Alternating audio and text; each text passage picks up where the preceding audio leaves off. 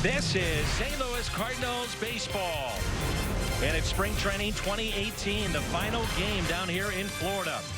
This afternoon on Fox Sports Midwest, it's the St. Louis Cardinals and the Washington Nationals.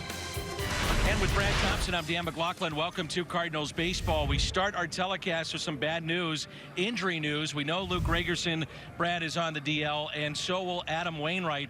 He will not break camp going north with the club, so Jack Flaherty will take his spot. Well, disappointing news. You know, Adam Wainwright has been working his tail off to be ready after having the injury last year, having the surgery, and gets a late start to it this year with a hamstring issue. Maybe if this is September, he pushes through it. It didn't sound like it was that severe, but it's the beginning of the season. You got to be smart with it, but still disappointing for Adam Wainwright. So Wainwright was to go today. Jordan Hicks will make that start for the St. Louis Cardinals.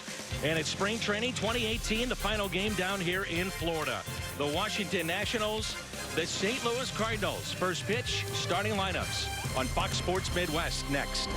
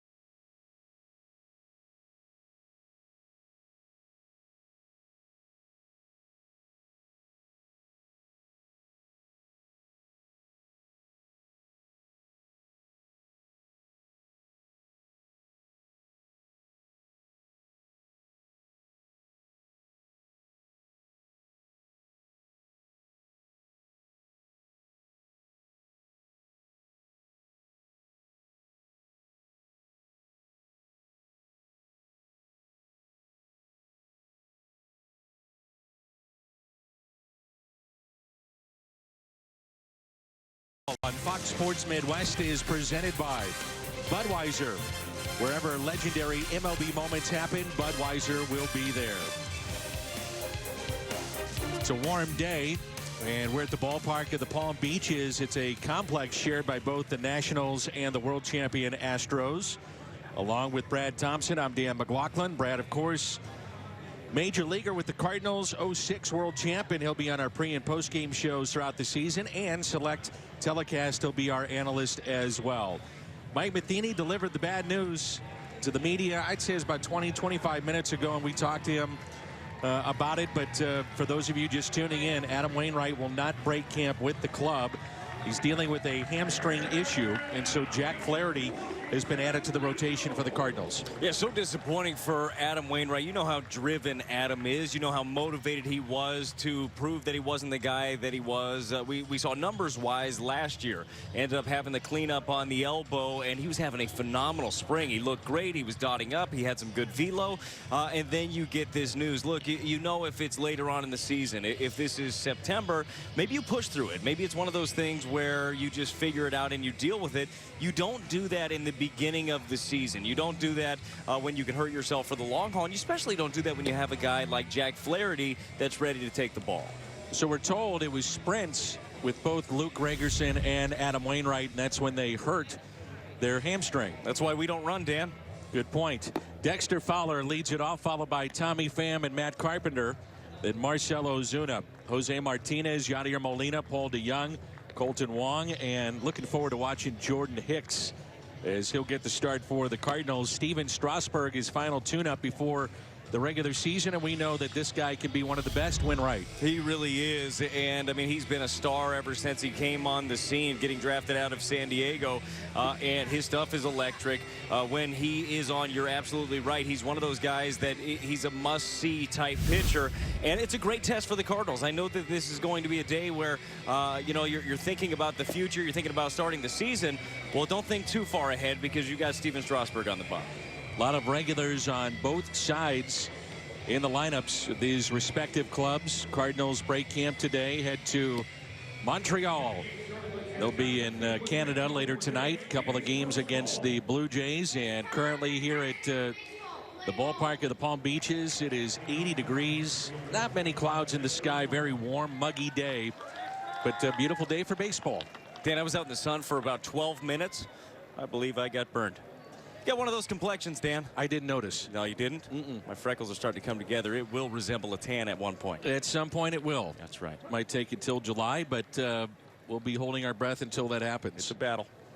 First pitch to Dexter Fowler is a ball outside. A lot of talk in camp about Carpenter moving down in the lineup and Dexter Fowler being back to his quote-unquote normal spot, which is a leadoff position. Well, it really, when you're just looking at the lineup, it works, right? It makes sense. If you can get that left-handed bat there batting third, it breaks it up a little bit. If not, you're very right-handed heavy. I mean, this lineup is right-handed heavy anyhow. If you're able to split it up for matchups later in the game, it would benefit you. And you've got a guy that can get on base at a great clip. I believe Matt Carpenter can hit anywhere. He is great. It's been a small sample size, but I really hope, and I know that Mike Matheny hopes this ends up working for him. So you have a lot of guys that can set the table, then give it to Ozuna batting fourth. Dexter didn't like that call. 1 ball and 2 strikes. Smiling a bit, saying, wait a minute. Interesting to see Strasburg working from the stretch with nobody on, and Fowler waves at it. And that's how we start the ball game. Matt Adams, Big City, former Cardinal this time last year. He's at first base. Howie Kendrick at second. Trey Turner, outstanding shortstop. Anthony Rendon is over at third. Eaton, Taylor, and Harper in the outfield. Matt Wieters is the catcher today for the Nationals. Here's Tommy Pham. He was scratched from the lineup yesterday. He wanted to go on the backfields, get as many plate appearances as he could. Did hit a home run in the backfields in Jupiter, and trying to get ready to roll for Thursday in New York and Citi Field. It's a smart way to take advantage of your time when you're not seeing the ball well in anything. It's all about reps, doing it more. He was able to do it quite a bit. Nasty breaking ball right there by Steven Strasburg fools Tommy Pham a little bit, but that's what it's all about. It's about just getting right, getting your timing. We've seen Tommy Pham when he's right. We've seen him when he's seeing the ball and his swing and his eyes are combining. Look, they haven't been doing it. Hopefully that helped yesterday. 1 ball and 2 strikes on the Cardinals center fielder. 2020 man a year ago. Had a terrific season. He told me his goal this year, 30-30. And you know this, if he goes 30-30, his goal will be 40-40 after that. I mean, that's just how Tommy Pham is built. And it's great to have that. It's great to have that drive. And the one thing, Tommy Pham has expected that year that he had last year. He's expected that his whole career. He thought that that was going to be it. Now, not everything lined up for him, but he believes it will be in the future. He's been betting on himself. And coming off of a season like that, it's a pretty strong bet. Here's a 1-2 pitch. 2-2. Was the exact words that Tommy used. I'm betting on myself as he turned down an extension. Chance to make big money. Ground ball, base hit, Tommy Pham.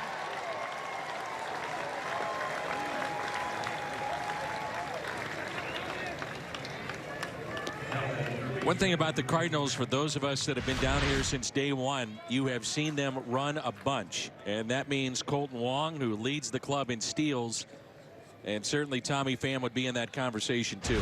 For sure, and you might as well work on it. Now, I think they're going to use their speed a little bit during the season anyhow. Maybe not as much as they're doing it so far this spring, but this is how you work on getting jumps. And as a pitcher, look, Steven Strasburg, we know how great he is. This is when you work on keeping guys close. If you don't do it now, something like that can snowball into the season. You really have to pay attention to those little details, and the holding a runner is one of them. Well, Strasburg can be slow to the plate too. Wieters, some believe, maybe has taken a step back defensively. So this might be a time that Tommy Pham wants to run. That's when it's so important as a pitcher. If you know you're slow to the plate, you have to vary your looks. You have to do different things because you can still hold the runner effectively even when you're slow to the plate if you don't fall into a pattern. And that's something to keep in mind on Thursday with Noah Syndergaard very slow to the plate. Carpenter is dealing with various ailments early in camp, held out of games, but well, he does what Matt Carpenter does, and that's hit. He gets inserted into the lineup about 10 days ago, and he's put up good numbers, couple of home runs. He's driven 6, and his spring training average 500. It was perfect when he got inserted back into the lineup because all he did was walk twice and score twice. I mean, that's a perfect Matt Carpenter day. He can drive the ball, but he's got as good of an eye as anybody in baseball. And he's hit by the pitch. So he was showing bunt, gets hit by the pitch, and now the second and third man in the lineup have reached for the Cardinals.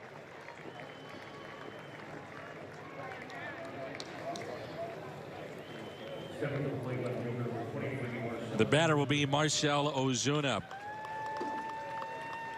There's Derek Lilliquist, the pitching coach formerly of the Cardinals, now with the Nationals, and Steven Strasburg. It's not what I want to do. Marcell Ozuna has hit safely in his last 8 games, 13 for 26, 5 doubles, couple of home runs. He was 2 for 3 yesterday as he drove in 2. 1 out, 2 on. Ozuna with a high fly ball lifted out to deep right field. Backing up, Harper over his head and off the wall.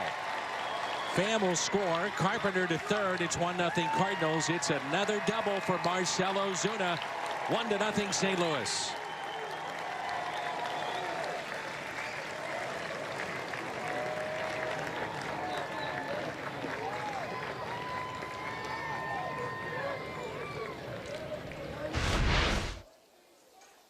Ozuna gets himself a breaking ball up in the zone. Instead of trying to do too much and try to turn on it, he drives it the other way. Ball carries in the wind. He is a strong man. We've seen a couple of days in a row him driving the ball the other way. It's going to be one heck of a weapon that the Cardinals acquired this year, Dan. Ozuna with the double. Little sign for his teammates. Here's Jose Martinez.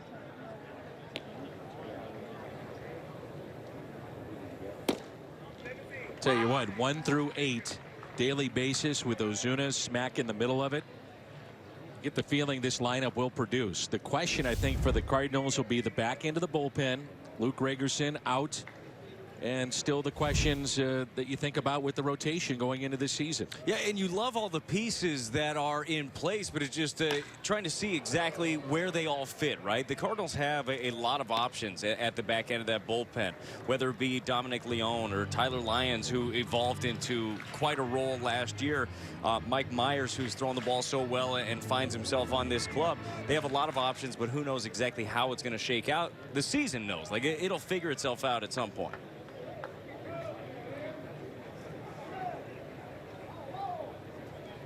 Here's the 0-2 pitch to Jose Martinez. Runners at second and third. Martinez lines it to Adams, and the runners back safely to second and third.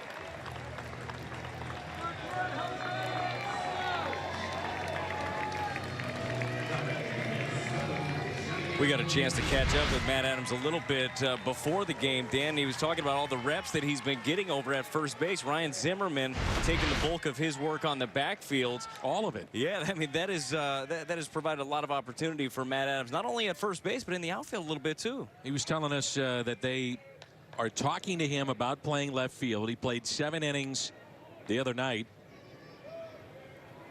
With Dave Martinez, as Molina swings and misses, is the first-year manager. And you think about being a bench coach to Joe Madden, and he uses guys as interchangeable parts all over the diamond. And if that carries over to what he may do here with the Nationals, meaning that Adams, to get his bat in the lineup, could play a little bit of the outfield. I think it's smart to have that versatility, and for a guy like Matt Adams, I mean, you can see, and we saw the difference in him last year. He's in very good shape. He's very athletic, and I'm sure the first couple of reps he took out in left field were a bit of an adjustment period. It was difficult for him, but he does not look lost out there by any means. He was talking about going through some of the reps, some of the footwork with the Nationals outfielders here recently. Said it made everything a lot easier. It makes sense to him. If he gets put out there, you got a feeling he'll get the job done. A swing and a miss, a strikeout of Yadier Molina. The RBI double by Marcell Ozuna. Half inning in the books, 1-0 St. Louis.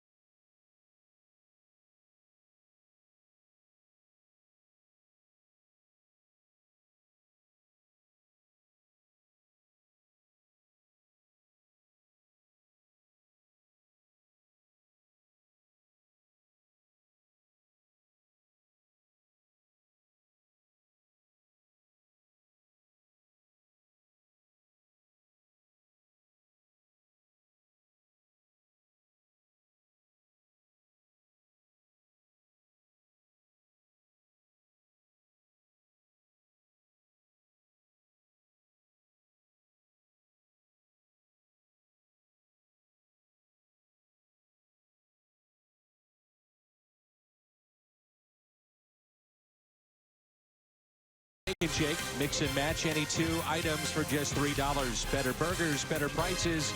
Steak and Shake by Hyundai. A better SUV is waiting for you at your local St. Louis Hyundai dealer.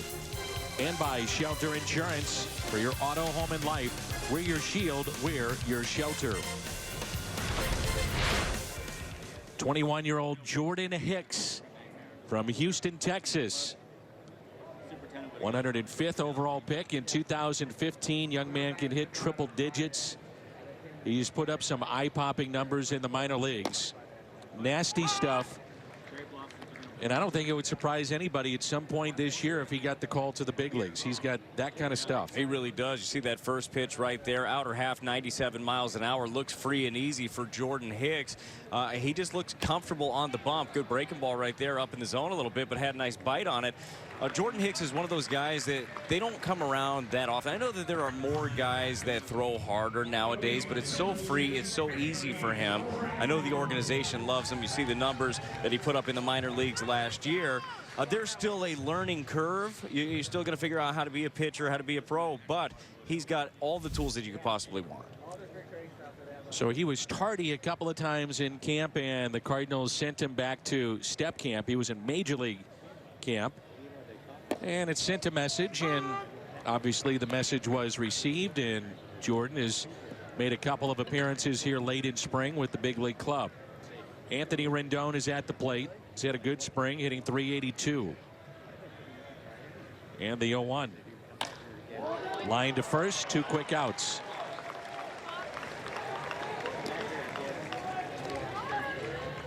Nationals line up with Adam Eaton, Anthony Rendon, now Bryce Harper, then Howie Kendrick, Matt Adams, Trey Turner, Michael A. Taylor, Matt Wieters, and the pitcher spot, Steven Strasburg. So there's a look at the Nationals lineup. And what a test here for Jordan Hicks to face Bryce Harper. This is what makes spring training fun, these types of matchups. Oh, for sure. It's one for Hicks that he'll never forget. And hopefully for Jordan Hicks, he'll get a chance to do this in the big leagues during a regular season game, because you know he's on that path. Bryce Harper, I don't know what uniform he's going to be wearing next year, but you know he's going to be in the league for at least the next decade. So we might get a chance to see this one again. Here's the 0-1 pitch to Harper. Hits it the other way, slices foul. No balls and 2 strikes.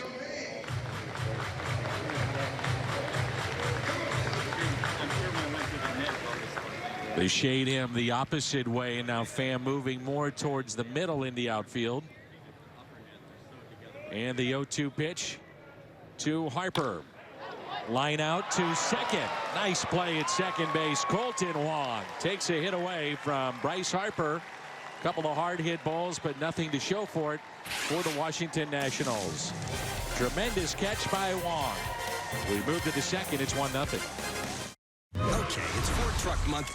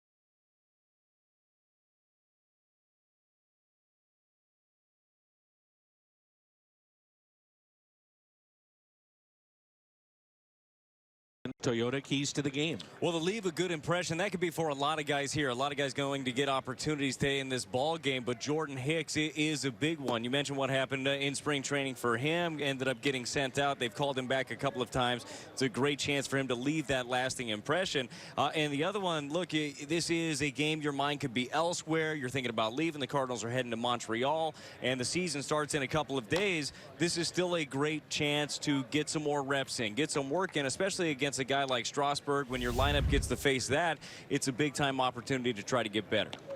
Paul DeJong with 4 home runs this spring. 2 of those have come at this ballpark. His first of the spring a little over 2 weeks ago against Justin Verlander, and since then he's really picked it up. 1 ball and 1 strike.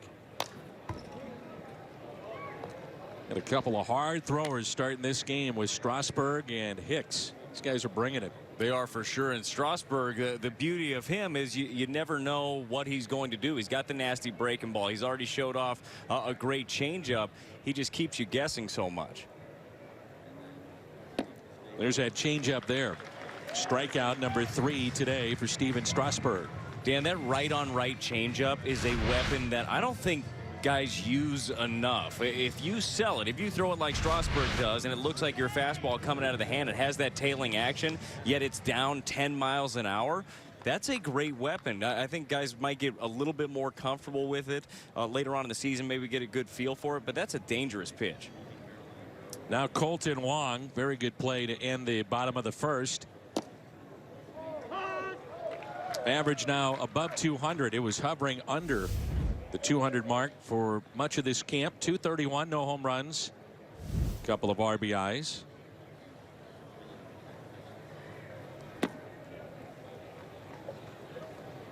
One ball and one strike.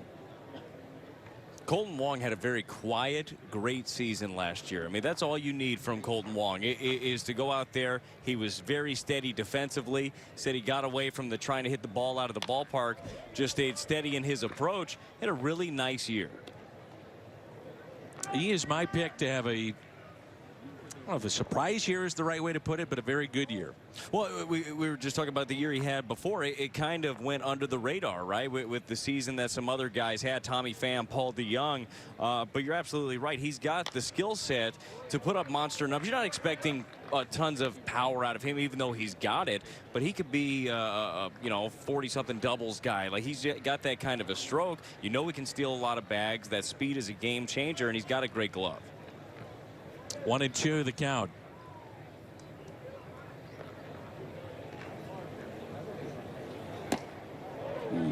Doesn't get the call. The check swing, and he's rung up. Angel Hernandez in mid-season form.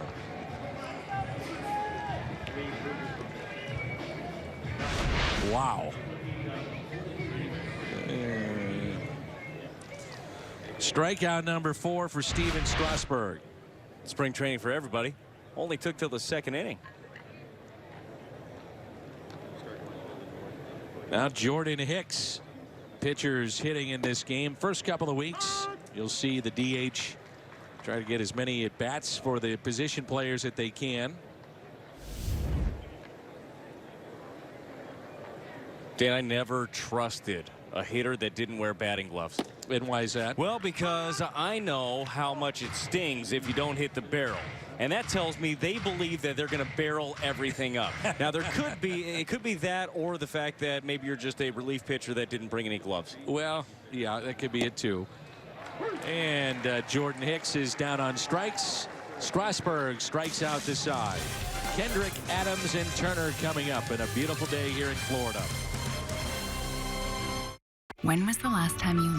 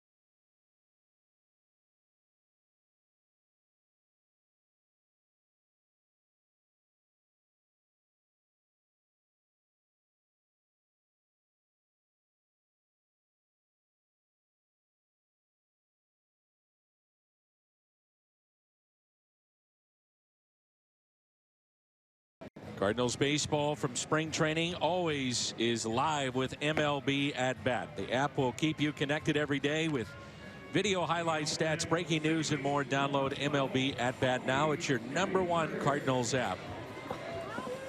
Brad Thompson and Dan McLaughlin with you here on Fox Sports Midwest. Howie Kendrick, Matt Adams, and Trey Turner for the Nationals. 1-0 our score. Jordan Hicks was a Midwest League All-Star a year ago. Getting the call today.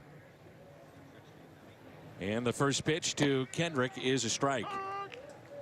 Again, if you just joined us, Adam Wainwright hurt his hamstring, and Mike Matheny very cautious to say before the game the severity of the injury, but did it doing some sprints. Same with Luke Ragerson. Both injured their hamstrings with sprint work and conditioning.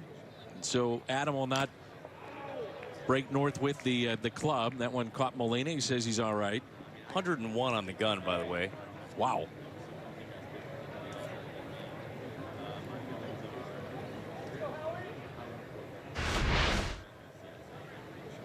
This thing coming downhill hard. Late bite. Ends up catching Yachty. He's okay, but 101 miles an hour. What a weapon. Back to Hicks. He'll step and throw. That's 4 up and 4 down to start for Jordan Hicks. I really like the way he's attacking. He's going right at him, getting strike one. You saw that at bat with Rendon. He was able to flick in a breaking ball for strike one. You go ahead and put that in a hitter's mind that I can throw 100 miles an hour, but I can also throw my breaking ball for a strike. You set yourself up for success. By the way, good job of fielding his position, because a lot of guys that throw really, really hard have a tough time throwing the ball the 45 feet to first base. Now it's Adams. Little bouncer that's hit to short. DeYoung is there. 5 up and 5 down for Jordan Hicks.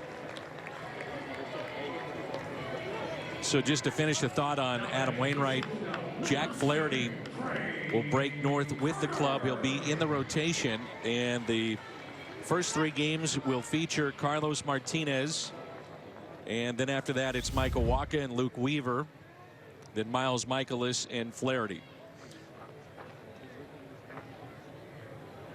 Here's Trey Turner, 2 outs and nobody on.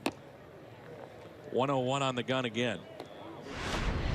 Our Budweiser What's on Tap. The Cardinals and Mets coming up. Martinez, Wacha, Weaver. Regular season begins Thursday. That's off a Hicks, and that'll be a base hit with the speed of Turner.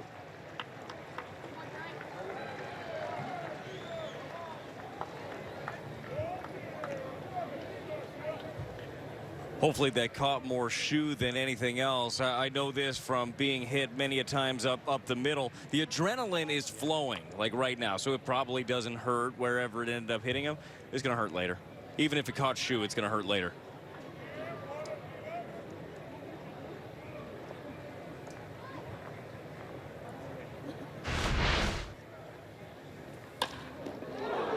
Did look like it caught his shoe.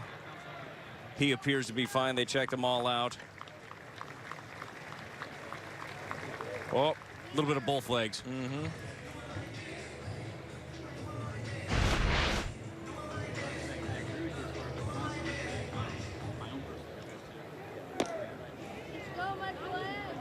His warm-up pitch at 99. Yeah, things are fine. He's okay.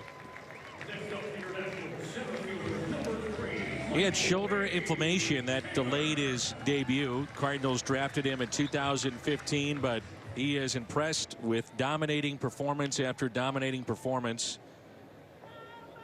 Consistently 93, 98. He will get it up, as we've seen today, to triple digits. Very athletic young man working from the stretch here. And you have to keep an eye on Trey Turner, one of the fastest players in all of baseball. Yeah, I think he swiped 40-something bags last year, 46 in 98 games. And anytime he's out there, if he gets a single, he's thinking double. I mean, he's going to get himself into a good position. Got to be smart with him. He is running. Molina's throw to second. He is not in time. A little bit offline. And a stolen base for Trey Turner. Washington was missing that a year ago as Turner was hurt. But you would anticipate that would be part of their game plan going into this season, undoubtedly. It will be for sure, and he gets a decent jump right there. You know, Hicks being a hard thrower gives him a better chance, but Turner's just got that speed. It's different. It's an element that we don't see as much in our game, but it is as valuable as it ever was. There's a strike buckling the knees of Michael A. Taylor. It's a really good pitch right there for a young pitcher. You fall behind the count 1-0. You're able to throw a breaking ball to get back in that. Turner with 46 steals despite missing a good portion of last season.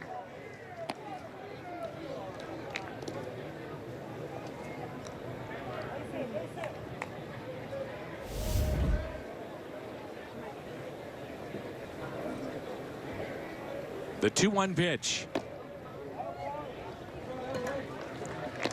You think about some of the young pitchers the Cardinals have that are the cusp of becoming big leaguers. This certainly is one of them. Jordan Hicks, Mike Maddox has seen Helsley throw, Dakota Hudson, Jack Flaherty.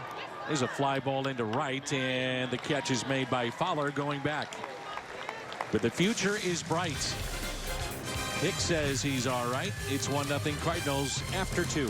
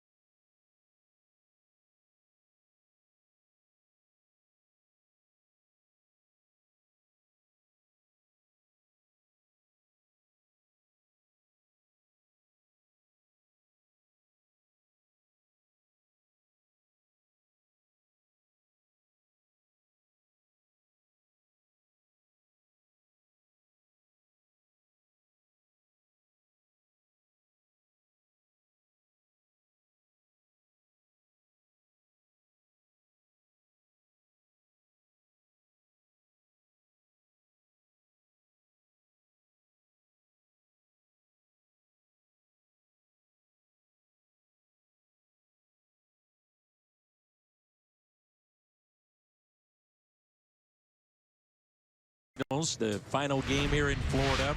And again, that rotation for the Cardinals in New York beginning on Thursday. All 3 games on Fox Sports Midwest. Carlos Martinez, Michael Wacha, and Luke Weaver. Wacha has his only complete game shutout against the Mets. That happened last year. And that would line him up then for the home opener at Busch Stadium. Which would be a really fun one for him to get to do. It's a different animal starting an opener like that. There's a lot of different things that you don't normally deal with. You know, starting pitchers are very routine oriented, but Michael Wacha's been around the block a few times. He knows how to get himself ready. Heck, I think that in his rookie year, every time he pitched, it was raining, so he knows all about delays. That was unbelievable. It was crazy. Every 5th day, and it didn't matter if we were home or away from Busch Stadium, but it would rain in his starts. It didn't matter what the forecast was either. Like, what, 70 and sunny? No, it's not. Michael Wacha's pitching. Here's the 0-2 pitch to Fowler. And he hits it out of play. So a transition a bit for Fowler to go back to being a leadoff man, but certainly a transition to go from center field to right field this season. I think that'll be the biggest one. I mean, he's used to hitting, and I think that Dexter can hit anywhere you put him in the lineup. But playing a corner is going to be different. The ball comes off the bat different. He's going to have to take different angles, learn the ball parts. Even though he's played everywhere, he's checked out the position in a different way, whether it's during batting practice, throwing the ball off the wall and see where it bounces. You're going to have to do that in every ballpark again in right field, and there will be a bit of an adjustment period. He's a great athlete. I think that he can do really well out in right field, but it's going to take some time. Here's the 0-2. It's in the dirt. 1 ball and 2 strikes.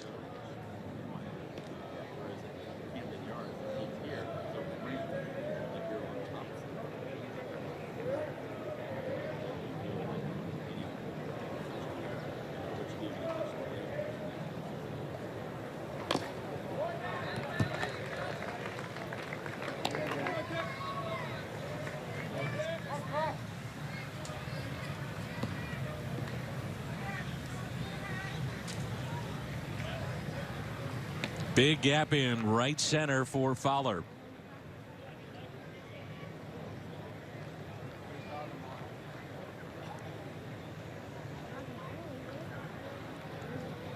And a swing and a miss.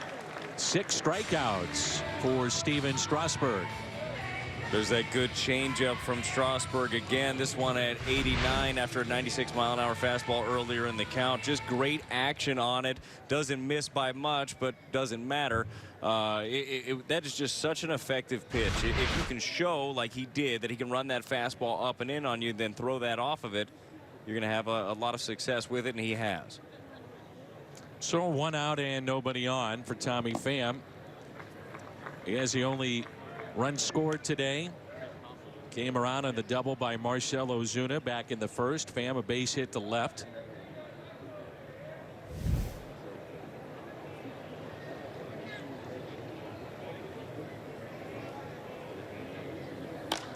For a guy that has spent as much time as Tommy Pham has in the minor leagues, and then if you watch him every day, how hard he goes about his business, hustles every single play, I hope he has a huge year, and I hope the Cardinals have to pay for it, and they'd be happy to do it too. They absolutely would. Whether they came to an agreement this time or not, they would love to fork over cash for a great year out of Tommy Pham. And if the Cardinals are going to go where they expect to go, this is the postseason, this is making a run, Tommy Pham is going to have to be an enormous part of it. That was a monster year that he had last year.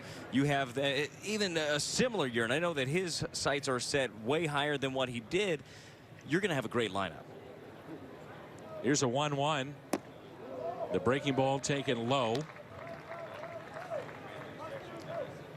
Sometimes you'll see a pitcher, as you well know, Brad, they'll just scrap throwing from the windup and work exclusively from the stretch to really just take away some of the extra movement that some pitchers have out of a windup. Yeah, well, that's one way to just have some continuity. Now, I always felt more comfortable through the windup. I just felt like that was just easier for me, but there was an adjustment, obviously, when somebody got on base, and inevitably someone would get on base, Dan. It would happen. So this is a great way to just simplify things for yourself. If you feel like you're still getting in all your great power points and your mechanics are cleaned up because of it, then go for it. We've seen you Darvish do it as well.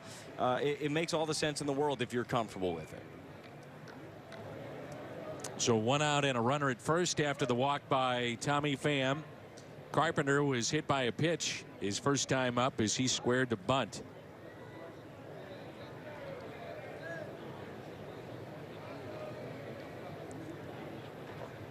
Matt has talked about going back to a previous approach. More of taking pitches deeper into counts, not worrying about the home runs, really driving the ball, thinking extra bases, and if a home run happens, great. He's got 2 of them this spring, but more about extra bases and doubles, and he was a doubles machine for a good portion of his career. He certainly was. I think it was 55 of them a few years ago, 44 2 years after that. I mean, he's got that type of stroke, and I remember Matt Holliday talking about that a lot, that home runs are a product of his good swing, and you know, if the ball ended up going out of the ballpark, great, so be it. That was a good path to it, but that wasn't the approach all the time. We hear all the time now about launch angle, everybody trying to hit those home runs. Look, the home runs will come if you have a good stroke. 1 ball and 1 strike. So 2 games in Montreal beginning tomorrow night. And that first game will see Michael Wacha. He's scheduled tomorrow, the first of 2 exhibition games over Toronto, or against Toronto in Montreal.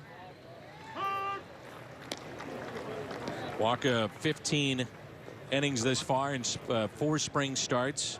He's 1-2. And a count of 1-2 strikes here on Matt Carpenter.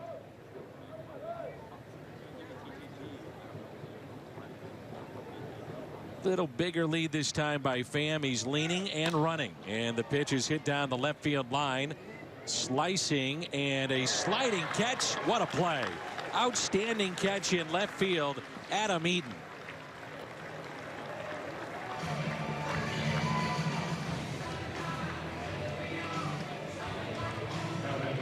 Adam Eaton was picked up. Big deal with the White Sox, you may recall, and then was injured and didn't play basically the entire season a year ago. And Pham had to retrace his steps, step on the bag, and then head back to first. That's forgotten oftentimes, is the touching the bag again. And Adam Eaton being healthy this year is a huge pickup for this team.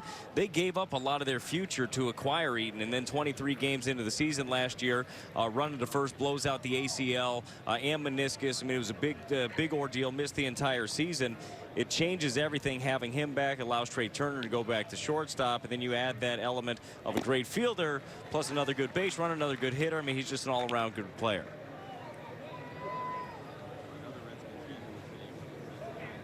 And in their lineup, Eaton can lead off, and then Trey Turner drops down to second. That's a difference as well. Ozuna doubled his first time up.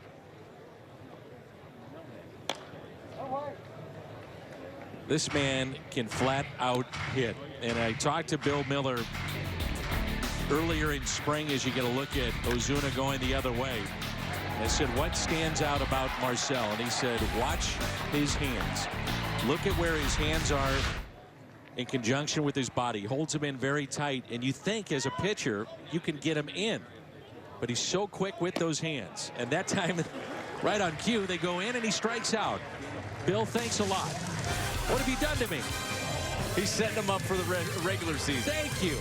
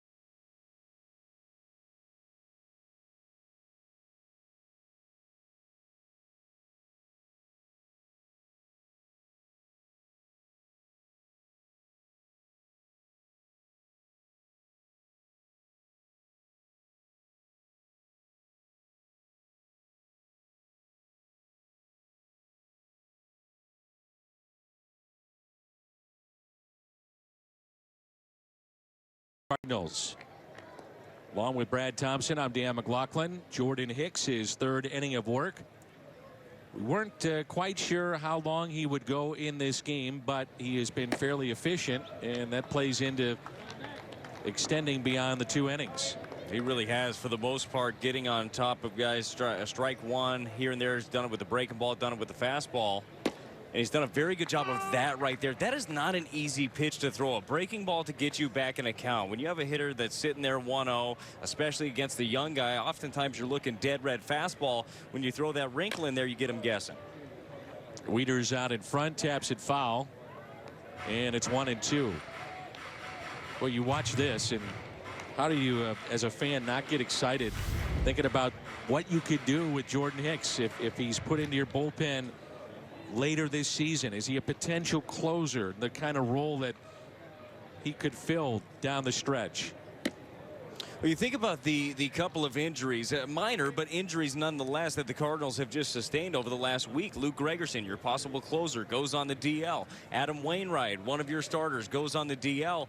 This is crippling at the end of spring for a lot of teams. And for the Cardinals, they just have depth. They have a guy like Jack Flaherty, who had an outstanding spring, who's shown it last year. The guy can pitch, and he's a great option that you want to turn to, that you feel good about. And same thing in the bullpen. Mike Myers ends up being on this ball club because of the injury. They find themselves in a perfect spot with that depth. Hicks underhands to Martinez for the out. Edward Jones is honored to sponsor the Cardinals Hall of Fame and the annual induction process that gives fans a voice in honoring the team's greatest players. Be a part of the fan voting. Submit your vote today at Cardinals.com. While we have you in the booth, Steven Strasburg is at the plate. I've told the story before about down here in spring. Jason Isringhausen is on the ballot. He is the all-time saves leader in Cardinals history, and a fantastic teammate by all accounts. You would know better than most, as Strasburg breaks his bat. And I asked Jason earlier in spring, I said, what would it mean to go into the Cardinals Hall of Fame? And he said, well, I was on Major League Baseball's ballot this year. And he said, I didn't get a single vote. And he said, that's okay. He said, they actually mailed me the official ballot of which I'm on, and the guy called him from the Hall of Fame and said, that's a pretty big deal. He said probably 98% of the players that have played in Major League Baseball don't even make it on the ballot, so it's an accomplishment. And he said that would have been fine to go into baseball's Hall of Fame. He said, believe me, it would have been a great honor. He said it means more to me, though, if someday I could put on that red jacket and be with what he called his heroes. You know, he grew up in Brighton, Illinois, Cardinal fan, and certainly if it doesn't happen this year, it'll happen at some point. But that's what it means to these players to go into the Cardinals Hall of Fame. It is a big, big deal. Yeah, this isn't just some, all right, we'll throw you into a parade and now you're part of this and get this jacket. No, it is special. And you look at all the history, and we'll see it here in a couple of weeks on opening day in St. Louis, all of the red jackets coming out. It's special. And you mentioned Izzy being a teammate of mine. He was one of the best ever and one of the best competitors who give you everything that he had night in, night out. I'm sure people didn't know on a day-to-day basis what injuries, what things that he was working through. But he always did it, always did the job. And when it didn't go well, he was always ready to answer the bell the next time. No doubt about it, Cardinals Hall of Famer. There's not a bad guy to vote for, right? No. Whoever you cast your vote for, you're doing a great job. But Jason Isringhausen will absolutely be a Cardinals Hall of Famer. Adam Eaton at the plate, flied out to left. I've been trumping the name of, for anybody that's been watching the games, Ray Lankford in my mind. Just go back and look in Cardinals history, some of the offensive numbers and the top 10 categories of those, you know, various offensive spots that you look at, RBIs and home runs. I mean, runs scored, stolen. I mean, he's top 10 in a good portion of those, and certainly deserves a ton of consideration for the Cardinal Hall of Fame. Kind of surprising it didn't happen already. I agree. Had a chance over the last couple of years to get to know him a little bit more, and he played in the Cardinals fantasy camps. He played in the one 2 years ago. Ray Lankford can still drop bombs, and I heard that he had a pretty good camp in Cooperstown as well, hitting like 4 or 5 of them. Is that right? Yeah, he's got a swing still. 2-2 the count.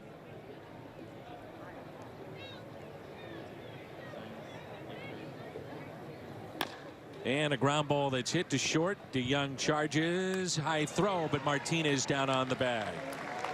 Martinez leads it off when we come back, and the Cardinals have the lead. It's 1-0 as we head to the fourth.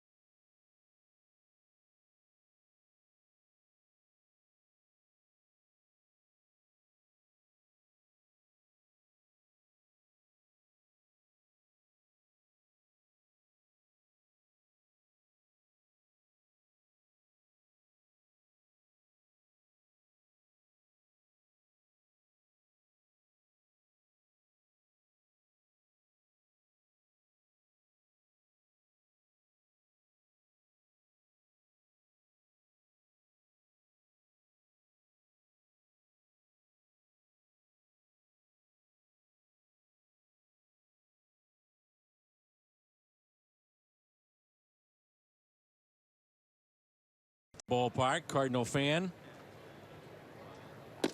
Jose Martinez leads it off, and we're underway here in the top of the fourth.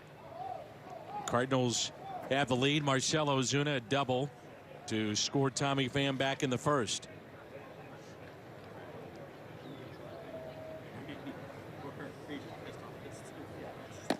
Curveball and a beauty.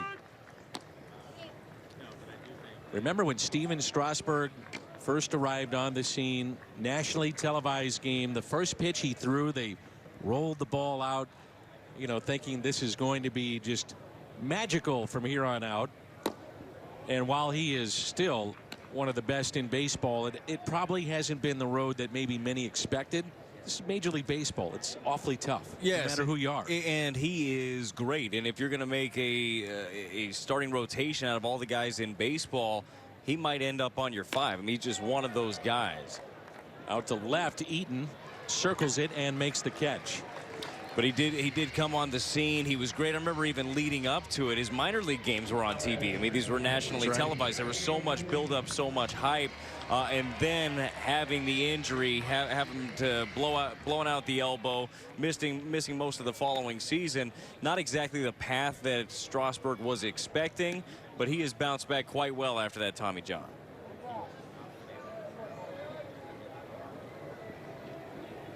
So 1 out, and Yadier Molina will be the batter.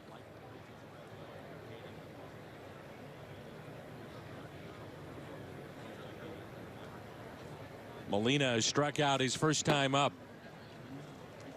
The postseasons that the Nationals have gone through, it's just been heartbreak. And you think about 2012 against the Cardinals, they pull back Strasburg, not using him, and coming back from that surgery, and you're left to always wonder, what if he was available? Do they eliminate the Cardinals, and then after that, what happens? I know that the organization has said that they have no regrets on the way that was handled. That was the plan. That's what they were going to do. But you're absolutely right. It's hard to look at that postseason with a Steven Strasburg healthy and think that it wouldn't go differently. And I know these are two different guys, but you look at Alex Reyes at this point, and there's a lot of hype around him. We know he's coming off of Tommy John, and word is he should be ready by May.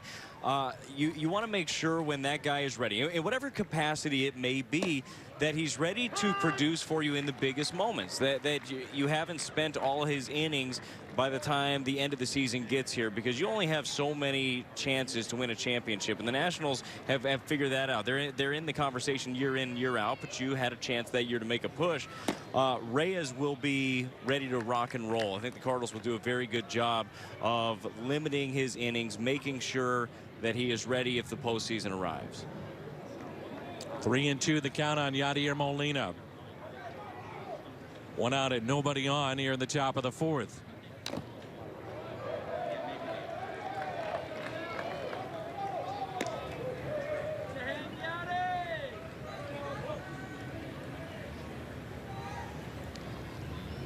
Strasburg last 3 years getting better and better. 15-4. Remember pitching against Chicago in the postseason last year, had the flu and was dominant. So he strikes out Yadier Molina. That's 8 today for Steven Strasburg against the Cardinals. More than likely their opening day lineup, or at least most of it. Yeah, it is not a bad tune-up so far from Strasburg. You saw the innings that he throws there, but he strikes out about 1.5 guys per inning. I mean, he is just one of those guys that he's overpowering. He can do it with the fastball. We've seen him strike guys out on the changeup, the breaking ball. He's got the whole arsenal. When he's clicking, like today, he is a tough afternoon for everybody. Here's Paul DeJong.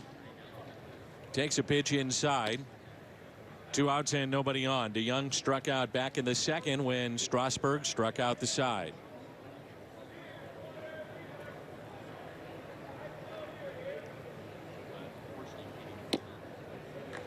It's a beautiful ballpark. The concourse is open, so you want to go get a sandwich, Coke, whatever it is. Right now? Go ahead. You won't miss anything. It's open. You can see the game. They've got the berms on the outside of the left center field wall and right center field wall. Opened up last year, and literally it was around the clock in the final week, 24 hours a day trying to get this ready and playable for both Washington and Houston. They share this complex. 1-2 pitch. And it's made a big difference here in this area when you think about the Miami Marlins, St. Louis Cardinals, how much they would have to play each other, or they'd have to go to Lakeland to go face Detroit, or some more visits to Orlando to go face the Braves. But now you have competition right here. As DeYoung is jammed, it's popped up, and Howie Kendrick with the catch. Midway through 4, and it's 1-0.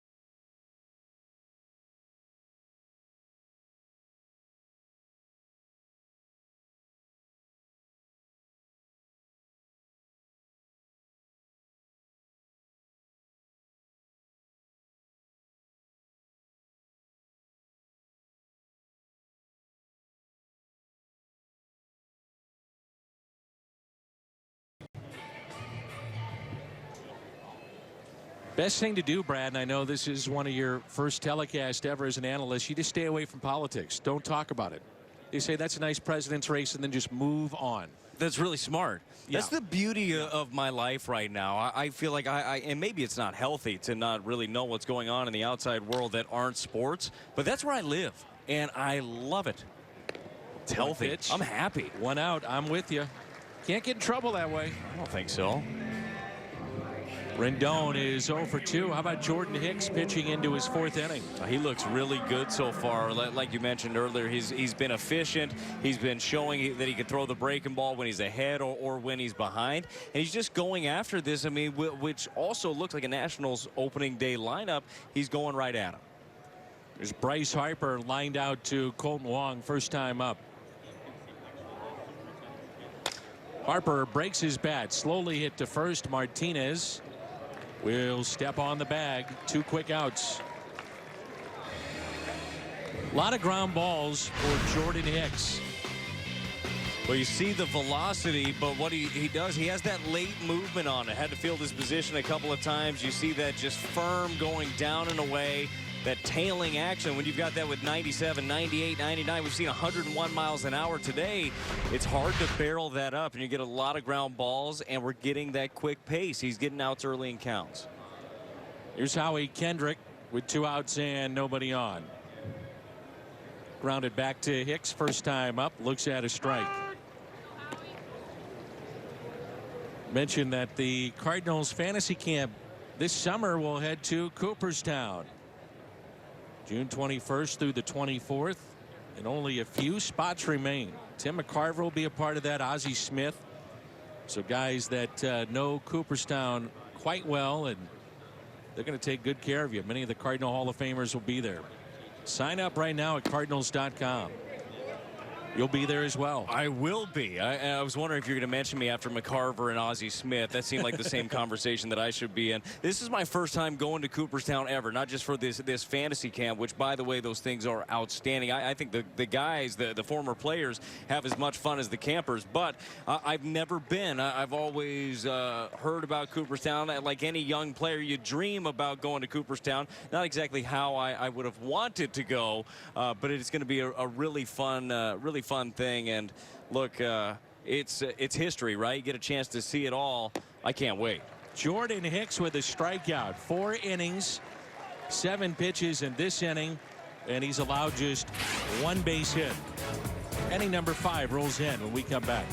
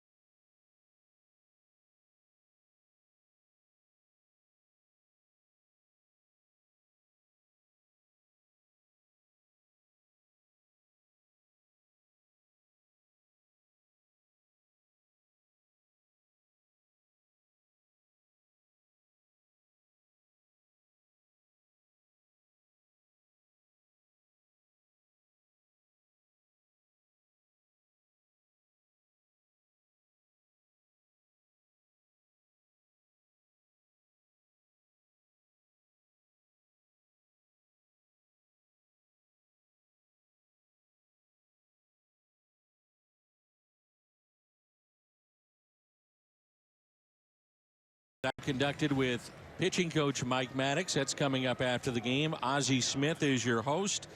You're going to hear from all kinds of people. Marcelo Ozuna, Jose Oquendo back, Willie McGee, so much more. Cardinals Insider with Ozzie Smith after the ball game here on Fox Sports Midwest. Here's Colton Wong. He'll lead it off, and Wong, first time up, struck out. Don't feel bad. Strasburg has struck out 8.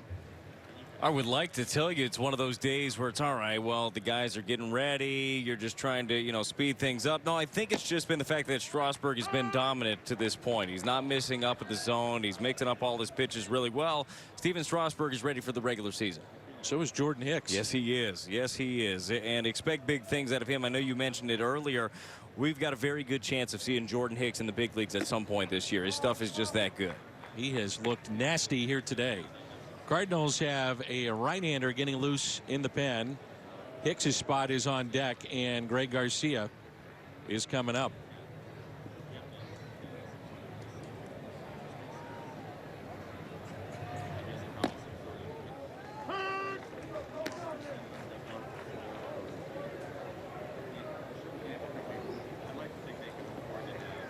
It's John Brebbia getting loose in the pen.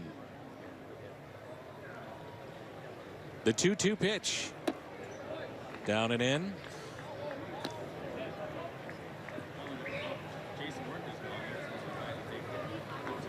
So Jordan Hicks with a pair of strikeouts, 1 hit allowed, and faced 1 over the minimum in his 4 innings of work. 3-2 pitch, and he gets Wong. 9 strikeouts for Steven Strasburg.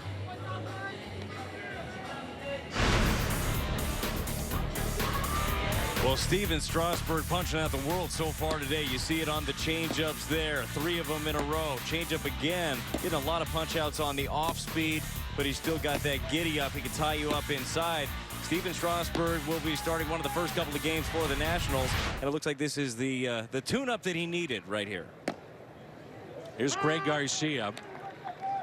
And this is the role that he will provide. Left-handed bat off the bench.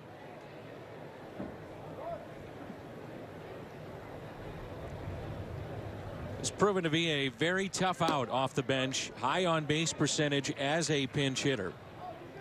Could play shortstop, could play all over the infield. It's a valuable piece to have when you have a guy that you know you can plug in anywhere defensively, and he's going to be more than adequate. I mean, he's a great defender and can take those kind of at-bats. That's the type of piece that you need to round out a ball club, and Greg Garcia has been doing this really well for a long time.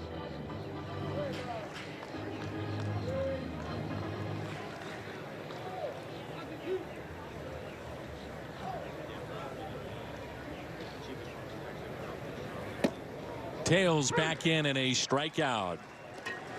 That's the pitch that, you know, Greg Maddux was famous for. Left-hander front door sinker. Yeah, just give up on that pitch. It is so difficult to be able to do, and he just dots that one right there on the inner half. You have to stay on top of it so well. If you get around the baseball at all, so if your fingers get to the side of it, you won't have that late life. It'll either leak over the middle of the plate or it'll sail on you completely. Steven Strasburg has been able to dominate both sides of the plate right now, and that was just a fantastic pitch that he set up really well with his off-speed away.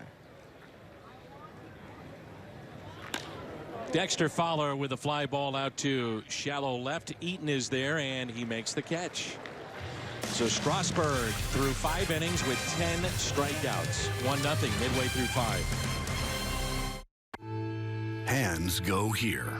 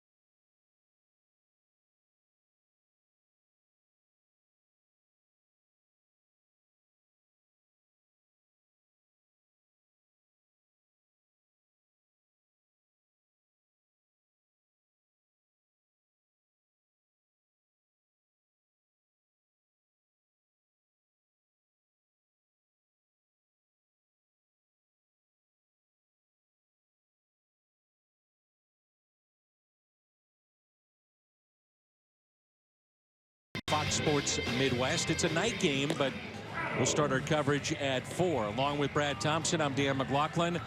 And kind enough to join us is the president of baseball operations for the St. Louis Cardinals.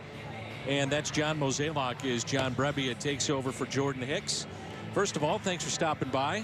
Well, thanks for having me. Appreciate the invite. You bet. We began spring training, and we said, well, we hope it'll be a uneventful camp. Guys won't get hurt. You break camp and you head north going healthy, but that's not necessarily the case, at least today. No, it's not. And, you know, whenever you have a camp, and I think everyone that's been around it for the last 6 weeks knows it's been a very positive, high-energy camp, and to lose 2 pitchers 2 or 3 days before you break is certainly unfortunate. This is a strike to Matt Adams. Let's start with Gregerson. The severity of his injury and exactly what is it?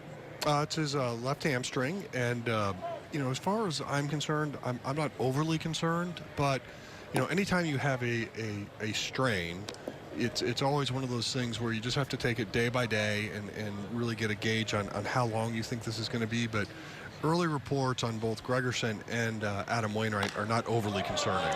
There's a high fly ball into deep right, and this game is tied as Matt Adams knew it. Long home run. That ball was crushed. I think that was my job to say that, Mo. I'm sorry. That ball was crushed. I will stay in my lane. That ball was crushed. Thank you. Matt Adams, long home run, tied up 1-1. I'm assuming with Waino that had to be really tough on him. He's dealt with so much in his career, dealt with the cleanup surgery in the offseason. He's having a great camp. And all of a sudden, it's a leg issue for him at the end of camp. You know, to that point, he was having a great camp, right? And so he's feeling good. He was coming into the season with a lot of confidence. He still has that. He is not overly concerned with this. I think if we allowed him to make the decision, he'd be pitching. But, you know, whenever you're thinking about early April, you have to be thinking about the next 6 months and not solely about just that next start. And so for us, you really got to rely on your medical staff, and they feel pretty confident he'll be ready to go. And so with both guys, then you're pretty confident that at some point early on they're going to be back in pitching and ready to roll. I am. I'm hopeful that in Adam's case he's either missing 1 or 2 starts, and I think in Gregerson's case I'm hoping it's anywhere from 2 to 4 weeks. Mo, I would have to think that it makes it a little bit easier to make some decisions when you believe in the quality of your depth. We were talking earlier that if a team loses a starter and a potential closer at the end of spring training, that team generally is in trouble. You guys actually find yourself in a decent spot. Well, exactly. And you know, obviously Jack Flaherty had a great camp, and he was one of those guys when you sent him down, you actually felt guilty. And so now he'll get an opportunity, and he'll obviously get at least 1 start in the big leagues, which I think was well earned. And then when you talk about the bullpen, you know, obviously both Mike Matheny and Mike Maddox have been reluctant to just name a closer. So, you know, clearly going into the season, Dominic Leone and I think Tyler Lyons will likely get that 9th inning opportunity. Who really caught your eye in this camp? And it could be a minor leaguer or a guy that's going north with you. And that's well hit, and all of a sudden the Nationals go on top 2-1. A couple of home runs allowed here by Brevia. Well, I think when you look at this camp, I think most of the questions we had coming in were about who were going to be that 4th outfielder, almost reserve spots, if you will. And I think probably Munoz opened up the most eyes in terms of the impact he made over the last 6 weeks. And, you know, I'm happy for him because a lot of times when you trade for somebody, you just don't know what you're going to get or what type of player he's going to be. And he showed that he may have been the most versatile guy we had in camp. And from an offensive standpoint, he hasn't stopped swinging. Here's Matt Wieters, 2-1 now Washington with 1 out here in the bottom of the 5th. I don't know if I'm seeing this right, but I've been at a lot of these camps. Obviously, you've run a bunch of them. I just think the coaching staff has made a huge difference with this team. And not to say that guys in the past it was negative. There's Ozuna to make the catch. But, man, you do see a difference with Oquendo and Maddox, Willie McGee. I just think these guys are big. Well, I think there's something to freshness or the ability to have a new voice. And I think this year it was something that when you look at the past couple years' struggles, you know, you're looking for reasons of why. And, you know, Brad will tell you, players play, you know, pitchers pitch. But you also need someone to sort of help guide you through some of those struggles, some of those ups and downs, and more importantly, maybe how to prepare. And I do think when you look at having Jose Oquendo and Willie McGee, that's something that these guys relate to. It's not noise. It's something that they hear and they listen to, and I think it's been very refreshing. 0-2 the count here on Steven Strasburg. There's a look at Willie. I'm sure he might get a round of applause or 2 on opening day. You think? Wow. And well deserved. And you know, he's probably one of the most humble guys I've ever been around. And he's fun. He's the best. He just brings a lot of energy to our staff. And you know, for someone that was such an accomplished player, you would never know it. Mo, I had a chance yesterday to do a little corporate event with you after the ball game, and as soon as you brought up Willie McGee's name, the whole place lit up. Like the fans are just pumped up about it, but it's much more than just having a guy, like I said, that the fans recognize. It's a guy that's going to help this ball club. Oh, absolutely. But to your point yesterday, that was very intentional because it was kind of quiet there, so we needed to bring a little life into it. But, you know, Willie does that, and you know, he's like one of those guys that walks in a room and people get excited. Here's a 1-2, and that misses. It's Francisco Pena now behind the plate, takes over for Yadier Molina. You know, one of my takeaways on this camp has been, you know, we've had a narrative over the last couple of years on defense, base running, and those types of things. And I think all of us have gotten to witness a much cleaner version of our team, and that's exciting. Stay for another half inning? Sure. John Mozeliak, our guest. Couple of home runs, 2-1. Nationals on top. At Kia, we're bringing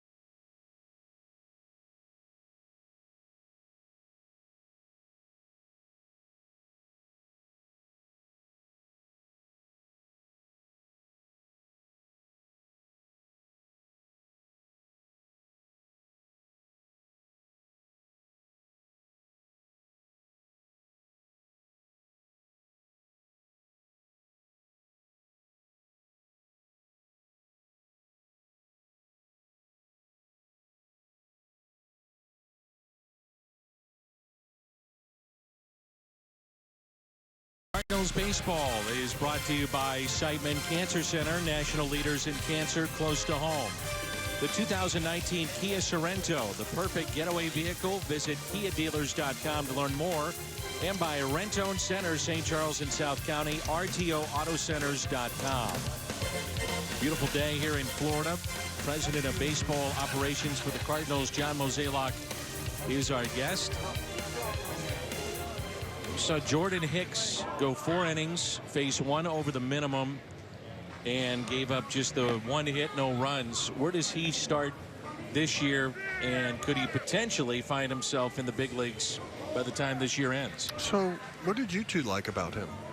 Well, the stuff pops off the page. 101 caught my attention. If you like that sort of thing. But actually, I do. His breaking ball was very good. I like the fact that he could throw it behind in the count. And he looked like he's got a little bit of a swagger about him out there, Mo. I think all 3 points you brought up are dead on. And, you know, when you look at someone at his age and where he's at, the most important thing for him is just to continue to develop. But there's no doubt he's close. And you think back to our sort of history of how we've dealt with these strong arm right-handers, Trevor Rosenthal, Carlos Martinez, Lance Lynn.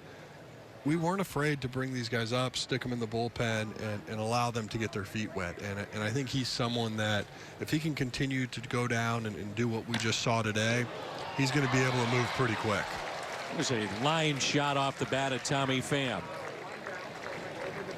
Interesting comments by Tommy where he says, I'm betting on myself. And I said earlier, I hope he has a huge season. Cardinals have to pay him a lot of money, and I'm sure the Cardinals would be happy to do that if he has a big year. Absolutely. You know, Tommy's one of those guys that you know, in the heat of the moment, things can be said, things can be brought up, and I think that's one of the qualities that all of us like about him is just the transparency, and you know you're going to get what he feels and what he's thinking, and that's awesome. And you know, I also think that's how he plays. And you know, you've got to understand that in baseball, these relationships are always sort of two-way, and you know, I think from an organizational standpoint, standing by Tommy in a lot of different ways has been exciting. The guy brings a lot to the game, and I'm hopeful he has a great year. Base hit is second of the game, and now a stolen base. We saw Carpenter get off to the slow start because of various ailments. Thank goodness there's not replay here in spring training. Cardinals will take that stolen base, but at the very end here, we've seen Carpenter at second base, third base, obviously at first. Is he healthy enough, and are you comfortable enough to shift him around the infield if need be? Well, I think so. You know, that was obviously by design. You know, clearly when you're dealing with a little bit of shoulder discomfort, you want to be smart in spring and not push it too much. But he's been very diligent in the training room, and more importantly, the bat looks like it's ready to go. It's important to be able to have that flexibility for you guys when you have a guy like Jose Martinez who's everywhere he's been, all he's done is hit. You got to figure out somewhere to put him. The outfield looks pretty crowded. Seems like first base would be the answer. I think that's right.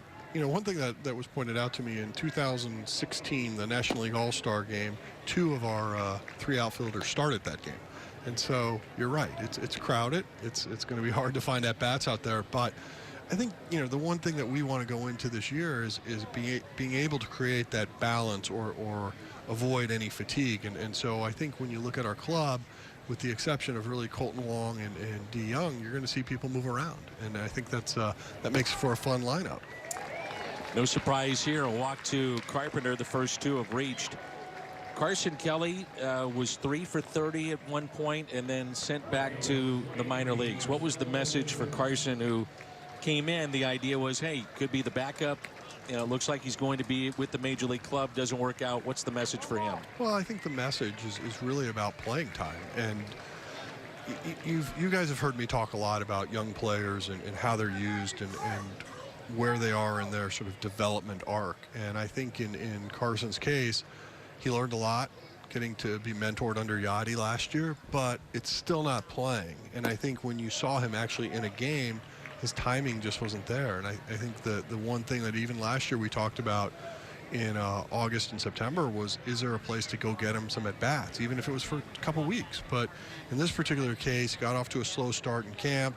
Obviously, we had some guys that we brought in, like Pena and Barron, that gave us protection if we weren't comfortable where Carson was at. And so ultimately, we feel like he needs to go down, get into that daily routine, that rhythm, and hopefully find that offensive side of his game back. Number 4 doesn't seem to be slowing down. No, and I think the one observation I have is you know, to be great, you have to work at it every day. Your focus is always on that. And Yachty's one of those guys that as he's aged, he's actually gotten smarter, more diligent, and one of those guys that understands that you can't just rest on what you did yesterday. It's what you're doing today and then tomorrow. And his work ethic's amazing. And even though Carson Kelly finds himself in Memphis right now, he's got to spend a lot of time around Yadier Molina, watching how he prepares, seeing how he gets ready for hitters, watching how he works with the pitching staff. I'd have to think that was very valuable time for Carson. Well, I would imagine between the time that Yachty would invest in him, but also the time that Mike Matheny would invest in him, was getting a PhD in catching. And so, you know, certainly he had the ability to grow from that standpoint, but as you know, Brad, you got to be able to go practice it. You got to go out and do it. And I think in this particular case, he needs to get on the field. 2 balls, 1 strike on Marcell Ozuna. Ozuna a double. RBI, first time up. Is it Nemo, or is this trade kind of flown under the radar and not gotten the attention that maybe it should have? Because it happened early. The Stanton thing came and went, and then all of a sudden you get this guy who might be the best of that trio, and not a lot of people are talking about it. I'm not sure how to answer that, because I feel I talk about it quite a bit. I feel like, you know, from an industry standpoint, it was certainly recognized and was positive. I think, look, when you make these kind of deals, when's the right time to judge them? But a guy like this doesn't fall off trees. No, I understand that. But my point is let us start playing games. Let it matter, and then let his performance speak for itself. But we don't make that deal if we don't think he's an impact player. And I can tell you that we believe he is. And he draws the walk, so the bases will be loaded. He's going to be fun to watch. What's he been around? What's it like to be around him behind the scenes and that big personality that you get a chance to see? Well, I didn't know what to expect, and I can tell you that the energy he brings is so much fun. He's just one of those guys, you can tell he loves life, loves the game, and doesn't lack confidence in any way. We had a debate because he goes by Mo, I go by Mo, but I told him I was older, so I'm taking it, and I start to run. But in all seriousness, I mean, he's just fun. Adolis Garcia is your pinch runner at first, and Jairo Munoz pinch ran for Carpenter. It's not just the young pitching that we have seen in this camp, the young outfielders. That really has stood out too. Guys like Garcia, Arozarena, and some of the others. Well, I definitely think for all of you that got to see our spring training and get to see some of these younger outfielders, now you understand why we did what we did with Grichuk, obviously with Mr. Piscotti. We were running out of room. And, you know, even when you look at Memphis, for example, it's going to be tough to find playing time for 4 quality outfielders. How do you do it? Does somebody that maybe should be at Memphis start in Springfield, even though they know that they got to get playing time, so this is the best way to do it? Well, we looked at the schedule. There's some DH opportunities early. So I think from getting at-bats, we can do that. But as far as getting center field time, I think you're going to see Bader obviously play multiple positions, just because if he were to be called up, he would be required to do that.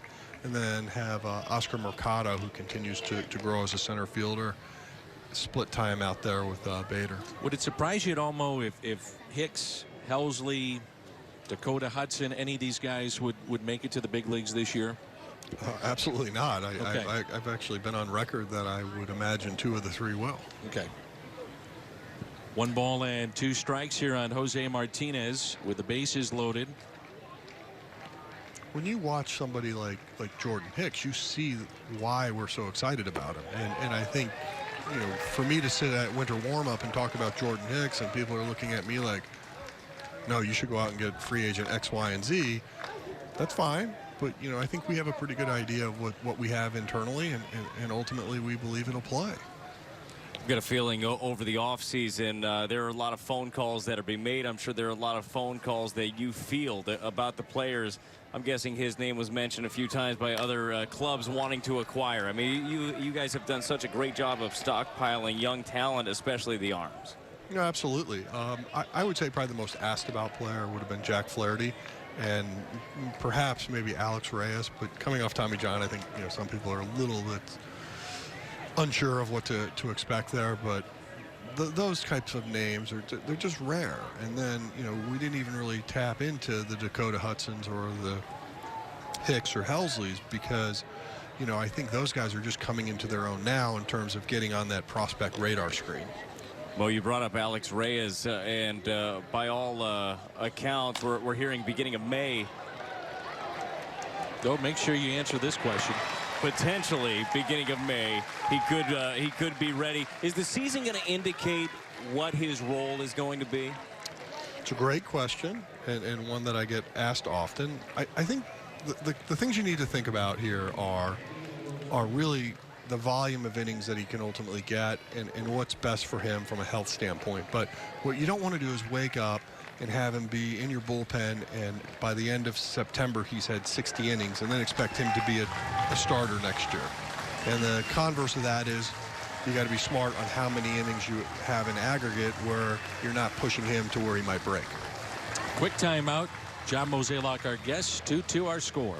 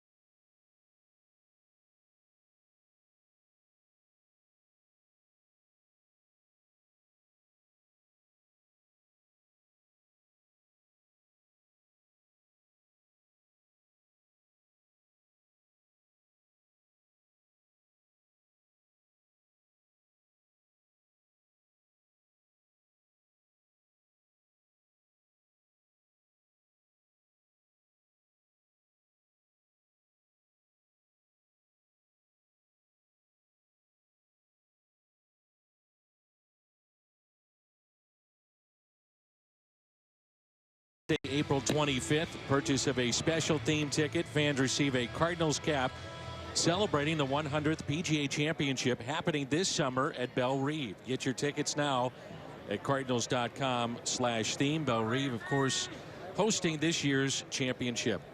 So, Mo, back to Alex Reyes.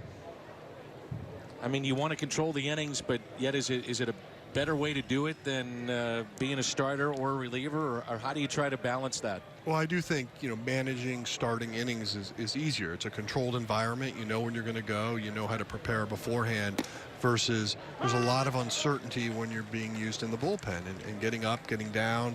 Or, how do you think about that? Now, I do know, like, Mike Maddox and Brian Eversgerd are going to be very, very intentional about how they think about up, downs, and actual pitches being thrown.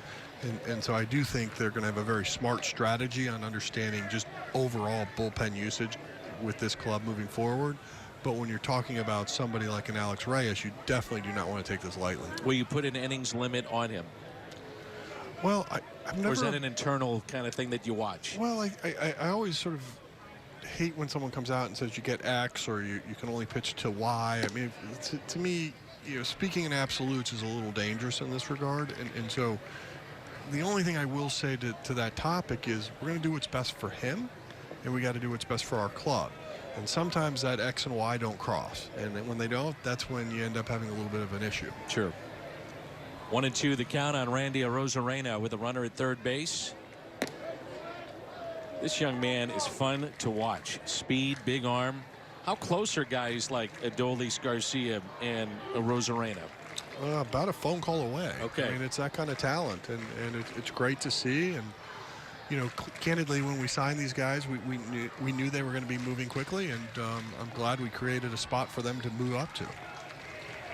2-2 is swung on and missed. Mo, we appreciate your time as always. Have a great year. It's going to be a lot of fun. Well, thanks, guys. Appreciate it. John Mozeliak, we're tied 2-2. Right now at Steak and Shake, pick any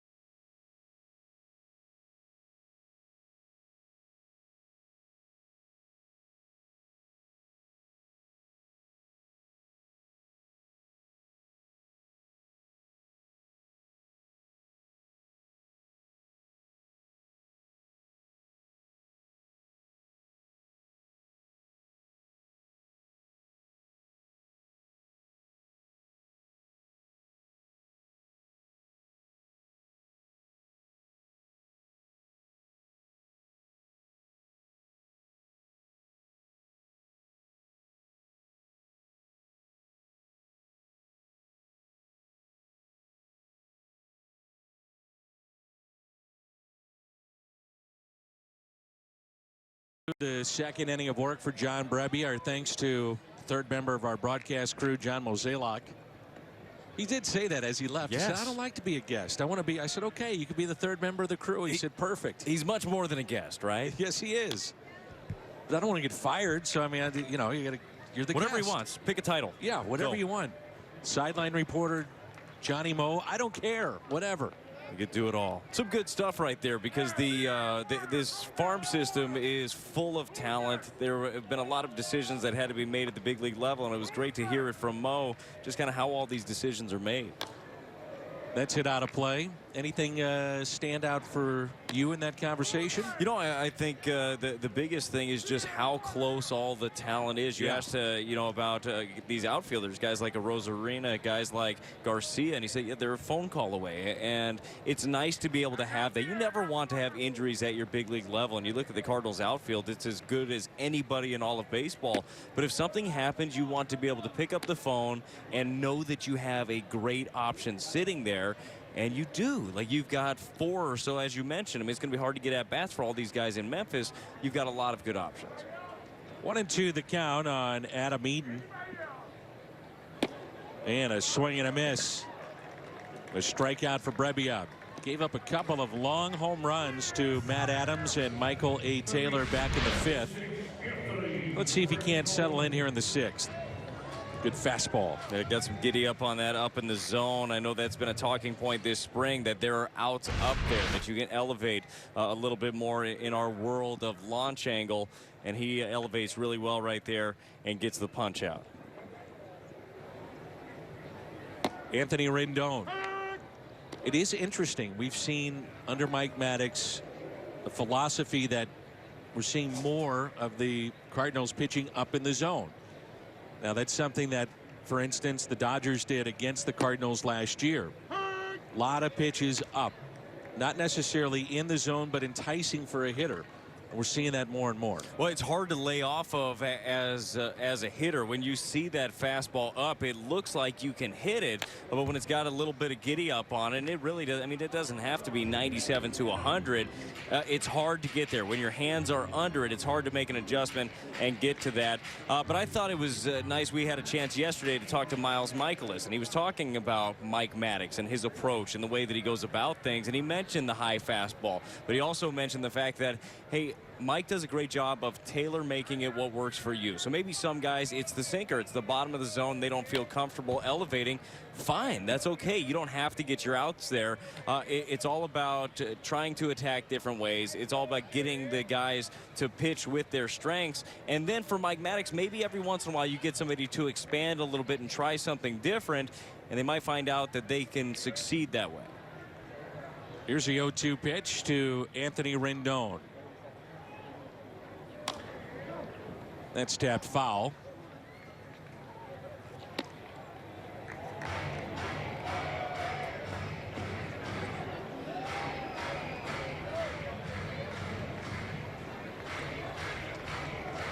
You worked at camp with Greg and Mike Maddox. Man, well, I'll tell you what, I being a Las Vegas native, I'm a huge fan of the Maddox family anyhow, but I have a picture at home when I was about 12 years old, and this was at the Las Vegas Baseball Academy, and had some of the Vegas guys. So Greg Maddox was a guest instructor. Mike Maddox was a guest instructor. They had Marty Barrett was an instructor there as well. Marty Cordova from the Twins back in the day. But I've got a picture with them, and then I've got a picture after 06, after us winning the World Series with both Greg and Mike, after I won a World Series as a player under the same Las Vegas Baseball Academy banner. It's one of the coolest things I've had. I hadn't had a chance to talk to Mike about it, but man, the Maddox family, what a talented group. Greg, we know what the career was. Mike had a fantastic career, 15 years now as a pitching coach, and what a great mind for the Cardinals to have. 1-2 the count on Rendon with 1 out and nobody on. Fly ball into right, and the catch is made. Kickoff Cardinals opening weekend by taking home a Cardinals Hall of Fame car parade bobblehead. It's courtesy of Ford. It's Saturday, April 7th. 30,000 fans 16 and older will be surprised at the gates when they find out which mystery Hall of Famer they'll receive. For more information, visit cardinals.com/promotions. Opening day right around the corner. Bryce Harper is 0 for 2. He's lined out. He was robbed by Colt Wong on a great diving catch, and also broke his bat, grounded out his second time up. First pitch, a strike. Where will the numbers be and the zeros for Bryce Harper and his contract this time next year. Well, this offseason, the talk has been about how slow it is and free agency just taking forever. I mean, you've got guys right now while we're playing this game, last game down in Florida, that don't have jobs, that are established big leaguers. That's not going to be the case for a couple of guys next year. Bryce Harper, Manny Machado hit free agency. Clayton Kershaw has a chance to opt out of a contract. This guy is one of the best to play the game. Another Las Vegas native, by the way, that doing things. So he's got the Mike Maddox connection as well. But he's been so fun to watch. The guy's an MVP, and it takes a very strong character to be able to put all that stuff aside. He knows what's in store for his future. He knows what it could be, but he's got to be able to play ball this year. Got a feeling he's going to be just fine with that. What a talent. Idolized Mickey Mantle growing up. That's why he wears number 34. 3 + 4 = 7. That's math. That was good. There you go.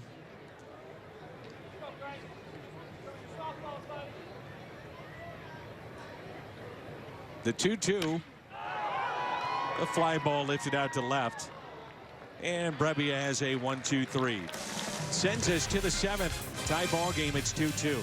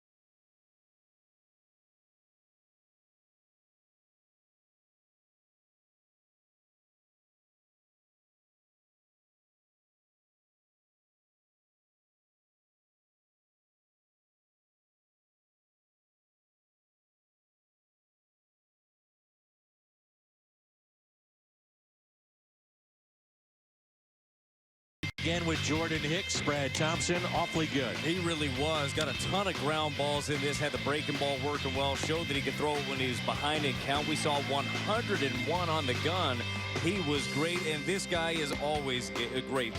Steven Strasburg striking out the world. The changeup was working really well for him. He established both sides of the plate, and what a great tune-up for Steven Strasburg for this season. New pitcher and a lefty, Romero. Enny Romero, 53 games last year, record of 2-4. We're tied. It's 2-2. Wilfredo Tovar at the plate, and he looks at a strike.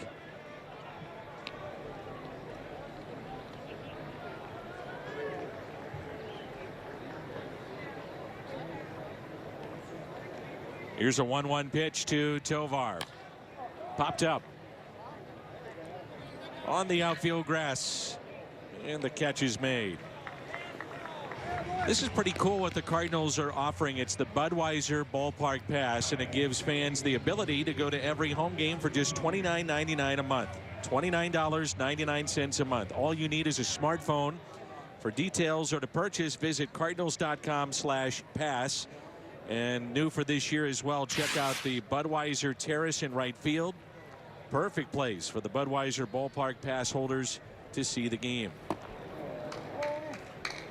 Here's Alex Mejia. Dan, you were talking about this ballpark here. They were working till the last minute to get it finished so everybody was ready to play. I was down at Busch Stadium the other day. They are working like crazy to make sure that that Budweiser Terrace is all ready to go. It looks beautiful already, still putting the finishing touches on it, but I think that's going to be a nice touch to the ballpark. More and more you're seeing this kind of stuff right here, just gathering areas for fans, not necessarily the traditional seats, places to go for kids, keep them busy. As Romero thought he had strike 3. There are some people that consume baseball where you watch the whole thing. It's 9 innings and you're going to sit there in your seat and you're only going to get up during a break in an inning after the 3rd out. There are other people that use it as a social affair, and you might as well build a ballpark so you have all of those things, right? Makes sense. Yep. Mejia with a base hit into center. 1 out hit. Go ahead run is aboard.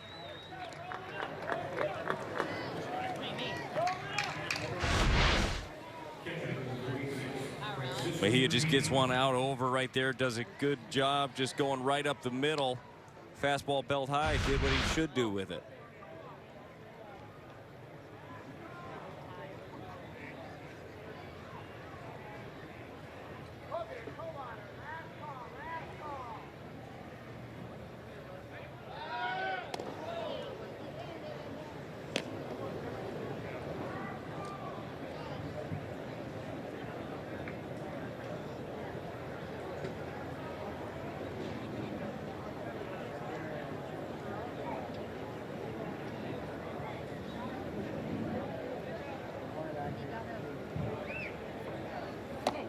Inside and low.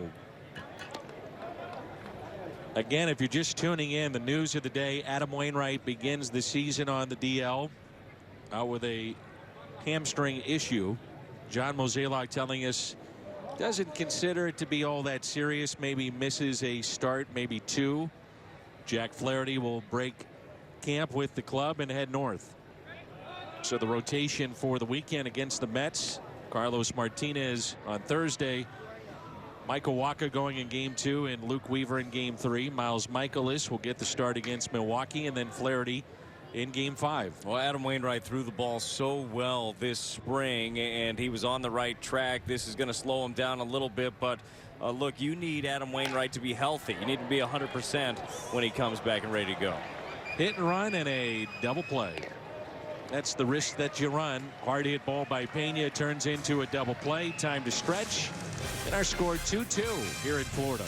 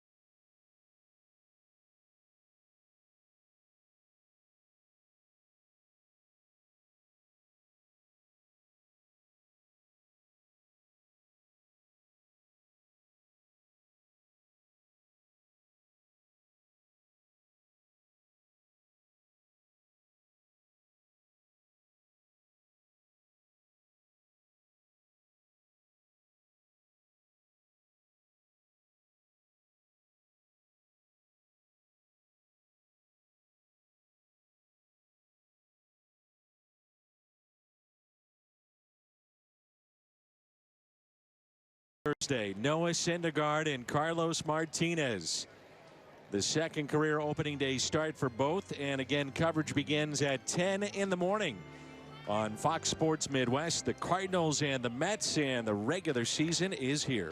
I'm sure it'll feel just like this, right? 85 and sunny in New York. Be a little bit different. You know what, though, for the players, it's going to feel like it is, because you spend all this time down here in spring and you're getting ready, and there are competitions, right? There are battles.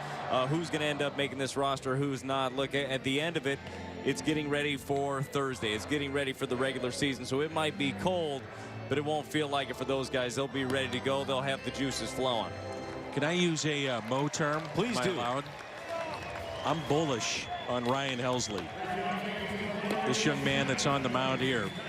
Saw him a lot early on in camp and really caught my eye. Now, I know that he's been talked about as one of those arms that's coming, but man, at times, you know, you see where guys like Helsley or Hicks or Dakota Hudson, where they're really close and they just blow you away with stuff. And then you see at times, the diamond needs a little polish, you know. Well, it helps when you have a comp that you can remember, and the comp that I keep hearing about Ryan Helsley is Trevor Rosenthal, in the way that they throw the ball, the stuff that we have. And we saw how Rosenthal buzzed through the system, had an impact at the big league level as soon as he got there. And Helsley is one of those arms as well. We've had a chance to see Jordan Hicks already today, featuring great stuff, breezing through his work today. And Helsley's got that type of stuff as well. A reminder that on Sunday, April 8th, 30,000 fans 16 and older receive a lightweight quarter zip pullover courtesy of Maryville University. All kids 15 and under also receive a ticket voucher for a future home game. That's courtesy of Ritz. Visit cardinals.com/promotions for more info.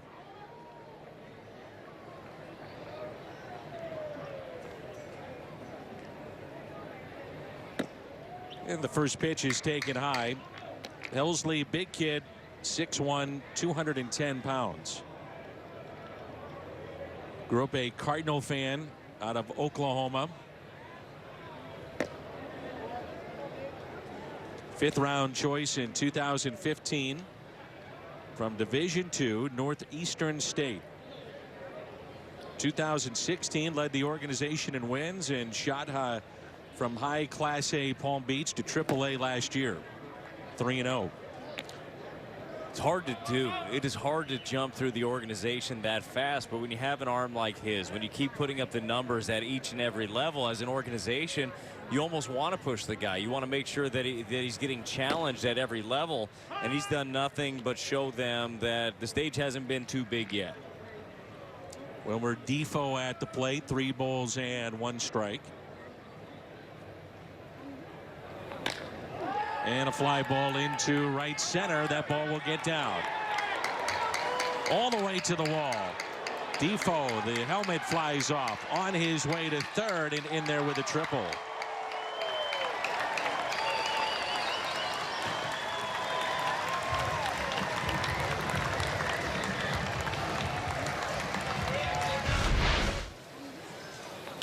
Well, William Defoe gets this one up, and he is going hard out of the box. He is flying the whole way. He had 3 on the mind.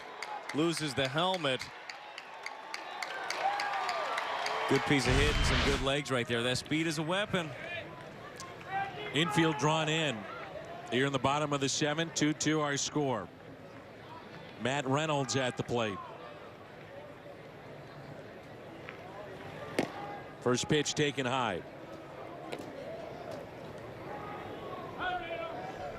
Washington team that was 97 and 65 a year ago. Second best record in the National League behind the Dodgers. They won the East by 20 games. Reynolds chops it foul. He played at Bishop Kelly High School in Tulsa, Oklahoma. I wonder if Ryan Helsley knows a little bit about Matt Reynolds. Then he went to play collegiately at Arkansas, traded to Washington for cash considerations, and he came in battling for a bench spot for Dave Martinez's club.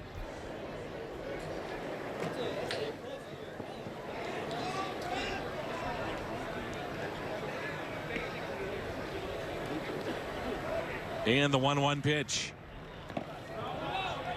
He did go 1-2.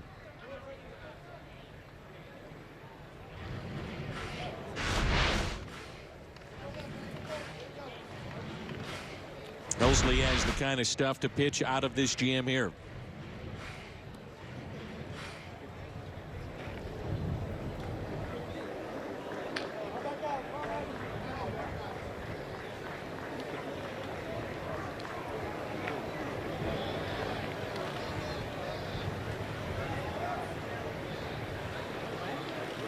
Swing and a miss, struck him out.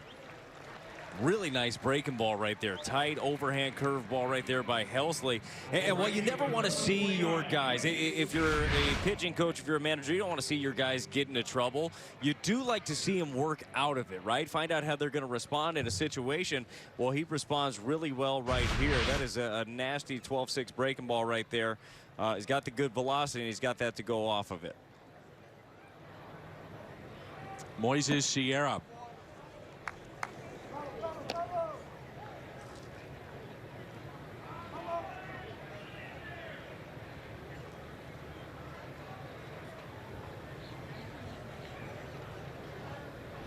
Here's a 1-0 pitch with a runner at third, one out, tied 2-2. 1 ball and 1 strike. Another good pitch. 1-0 goes with an off-speed offering right there. 85 on the outer corner. And Sierra's sitting there looking for a fastball. He's looking for something out over the plate that he can drive. That breaking ball right there, the off-speed offering, ends up getting him right back in this count.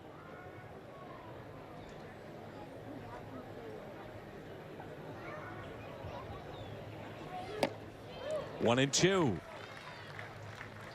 To further your point, again, you don't like to see guys in trouble, but in spring training, sometimes you may privately think, I welcome this as a manager or pitching coach. Yeah, well, you want to know, you know what a guy's stuff looks like. You can read the radar gun and you can see all the great things, but you don't know how they react in situations. And while this might just be a minor league game to those observing, for Helsley, though, this is his big league. I mean, this is it. This is an audition right here. This is a time to leave an impression.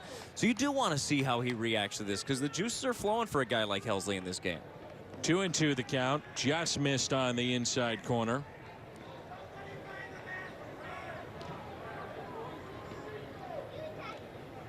Sierra's had a very good spring. The 2-2 pitch. There's that curveball again. There's a good one right there. Ended up getting a check swing foul ball. Wouldn't be surprised if he goes right back to it. Maybe just a little bit lower right here. You don't necessarily want to put him on, but you've got the base open. So if you miss, that's all right. If you miss twice, it's okay.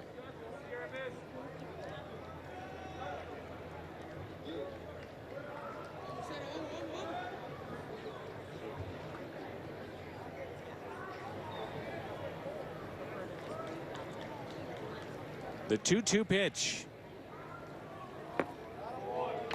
So he missed there. Does he go back with it here on 3-2? You know what? I think at this point you've seen a couple of them in a row. I think he's probably going to go heater right here.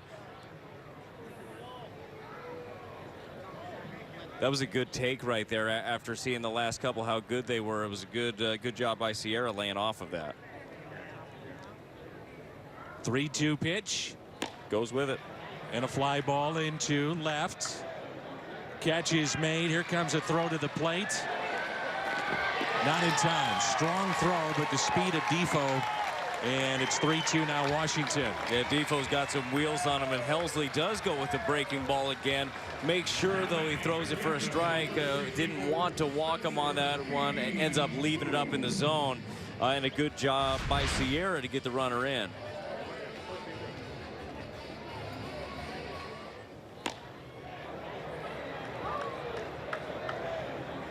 Gets behind it, does everything you want to do. Strong throw right here. Just not enough to get the speedy Defoe over at third.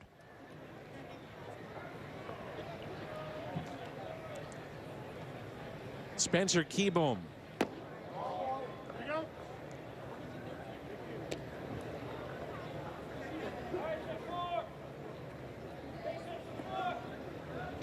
Sometimes you'll see the umpires switch spots in the middle of the game if they're a field umpire, and they've done that here. 2 balls and no strikes. Hernandez was at third base, and he switches.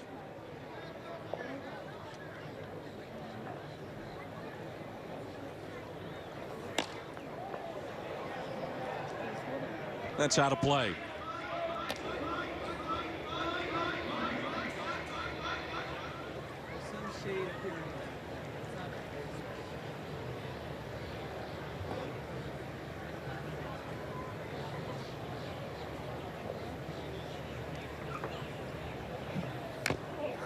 Ouch. 2-2. That one caught Pena. Home plate umpire giving him a little time and evens it up at 2 balls and 2 strikes.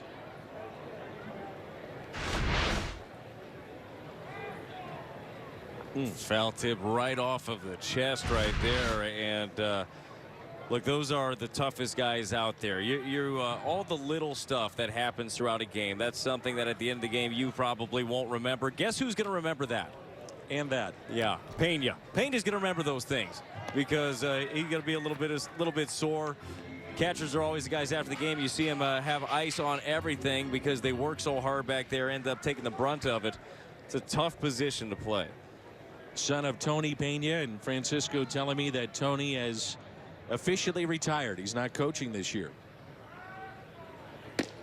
Up and in and a 2-out walk.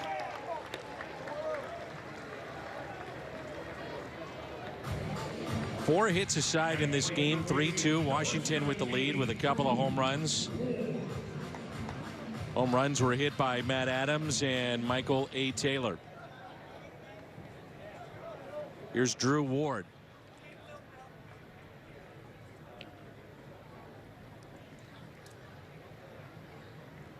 So the Cardinals open up the season Thursday. We'll have that game for you against the Mets. Off day on Friday. Back-to-back Saturday, Sunday day games on Fox Sports Midwest. And then Monday, Tuesday, and Wednesday, Mike Matheny's club will be in Milwaukee, and 2 of the 3 games will be on Fox Sports Midwest. Thursday, then, the home opener for St. Louis.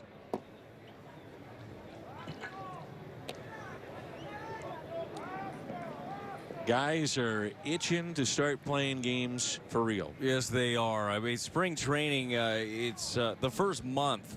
You're getting your work in and you're battling and you're trying to get back to where you feel like you remember feeling and you get ready for the season. But this is about the time where you start getting a little stir crazy. You want it to be over. You realize you still got work to get in, and whether it be a starting pitcher building up more reps, or it's a bullpen guy that needs to throw in back-to-back games beforehand, or just seeing more pitches as a hitter, you're still ready. You're ready for it to count. You're ready for it to matter.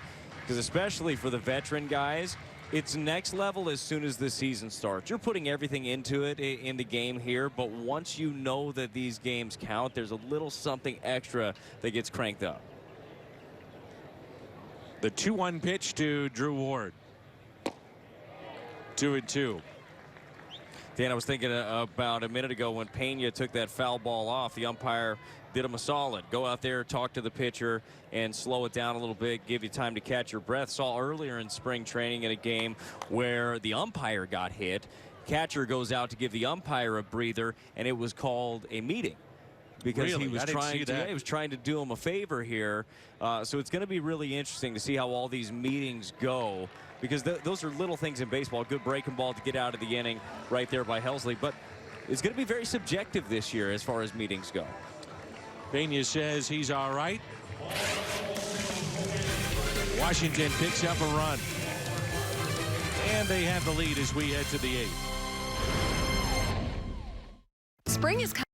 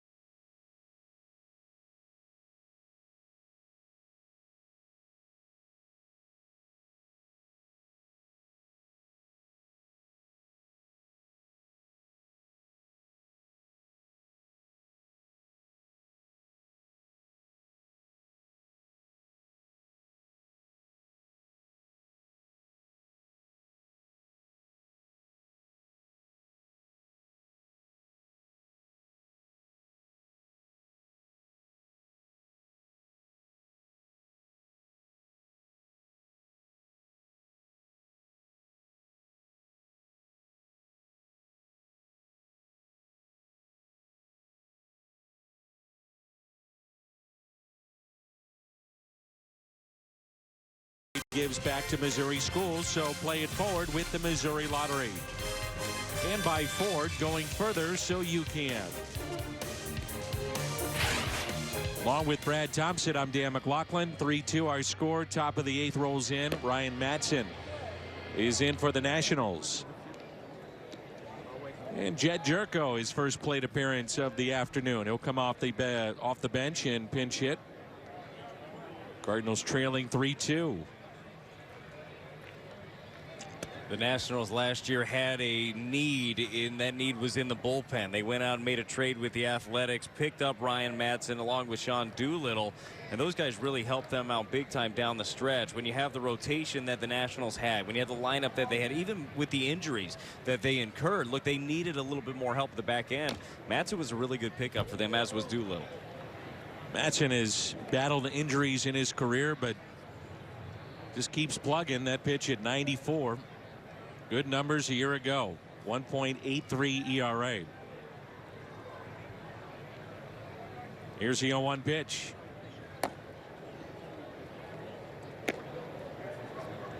Mentioned that Jerko has had not a great spring, hitting 162, but you add up this year, last year, the year before, his average has been about 180, 190.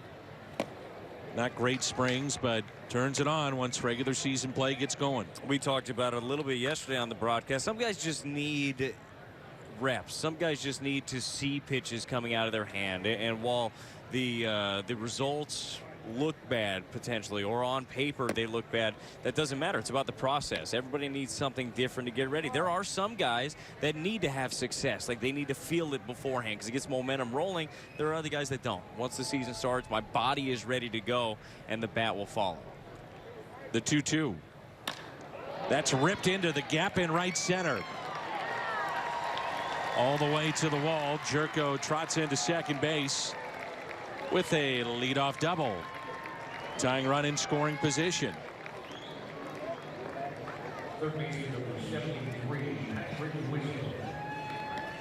That's it for Jed. His day is through. Get off the bench, get a knock. See you later. Easy living, isn't it? Yeah. When you get the job done.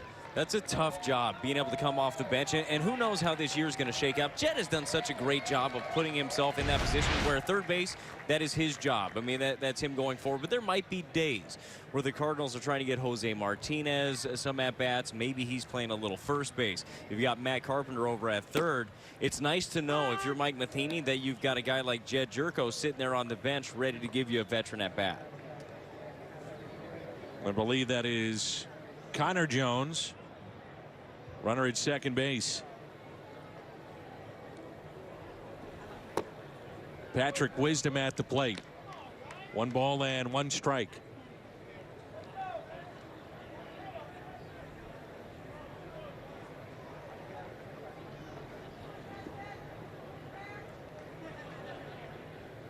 Here's a 1-1.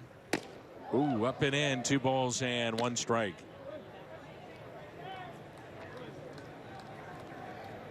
Angel Hernandez always in the thick of things, and certainly that's the case with the runner at second base. I think Angel's holding him on. He's close enough. Little chopper hit left side. Nats look back Jones at second base, and Wisdom cannot advance the runner.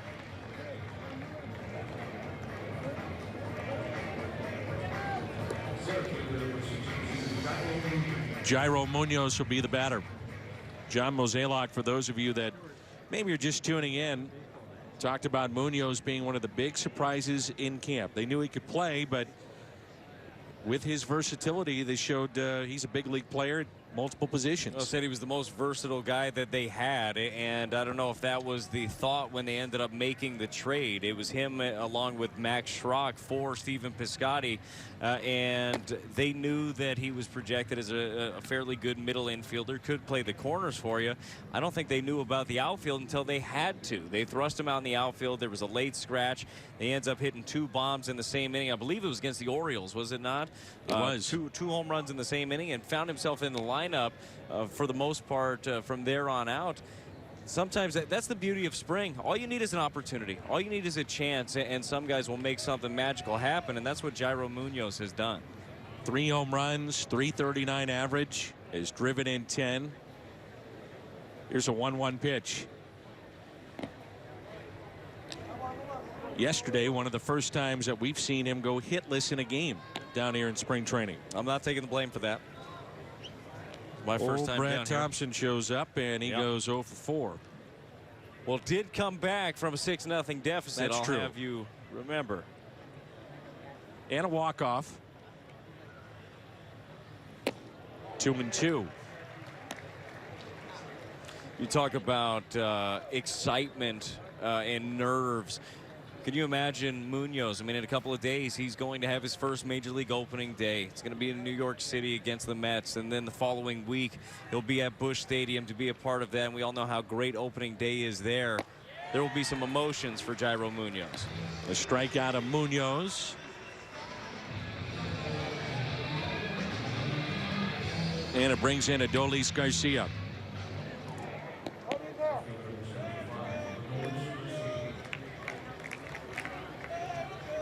Ryan Madson gives up the leadoff double to Jed Jerko, and then a settled in. You're seeing later in spring training. I mean, it's about time to go. Guys get in the position they normally find themselves in big league games. Usually a veteran like Ryan Madson. Early in spring, he's out of there after about the 3rd inning, right? Gets his work in. Maybe he can hit the links, get 9 in at least. Not anymore, not at the end of spring. There's a 1-0 pitch to Garcia. A lot of times, too, you see veterans used early in games to face other major league players that are done after 5 innings. I've seen that time or two this year where an established major leaguer pitching in the 8th or 9th and just blowing away minor league players. Garcia, a little squibber that's fair, takes an odd hop and out at first. So Jerko's double, no damage done. Madson a scoreless inning. 3-2 Nationals. At Kia, we're bringing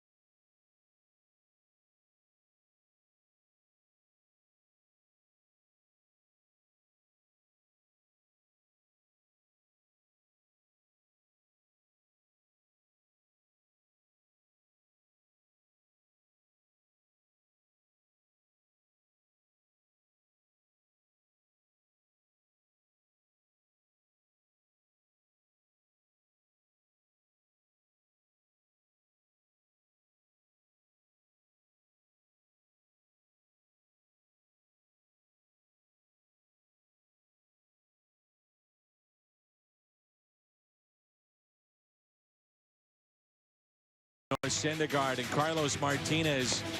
The opening day matchup, the Mets and Cardinals, this Thursday, and will come your way at 11.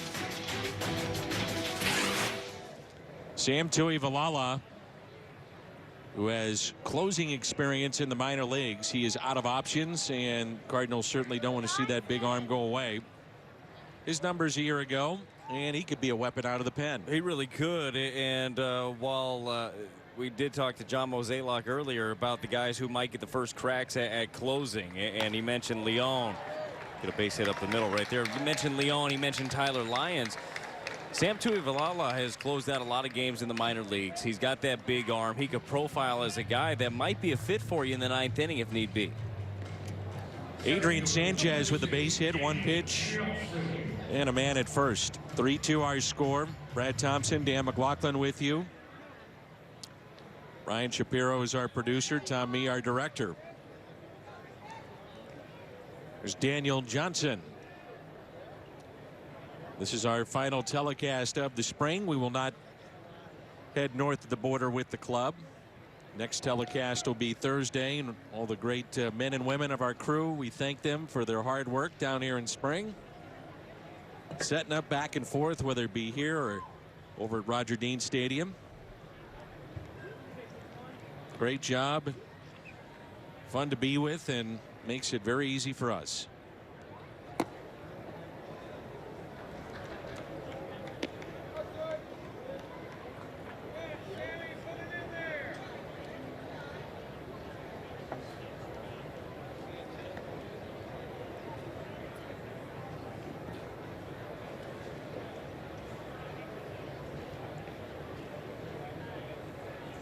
Here's a 1-0 pitch to Daniel Johnson. Now time is called.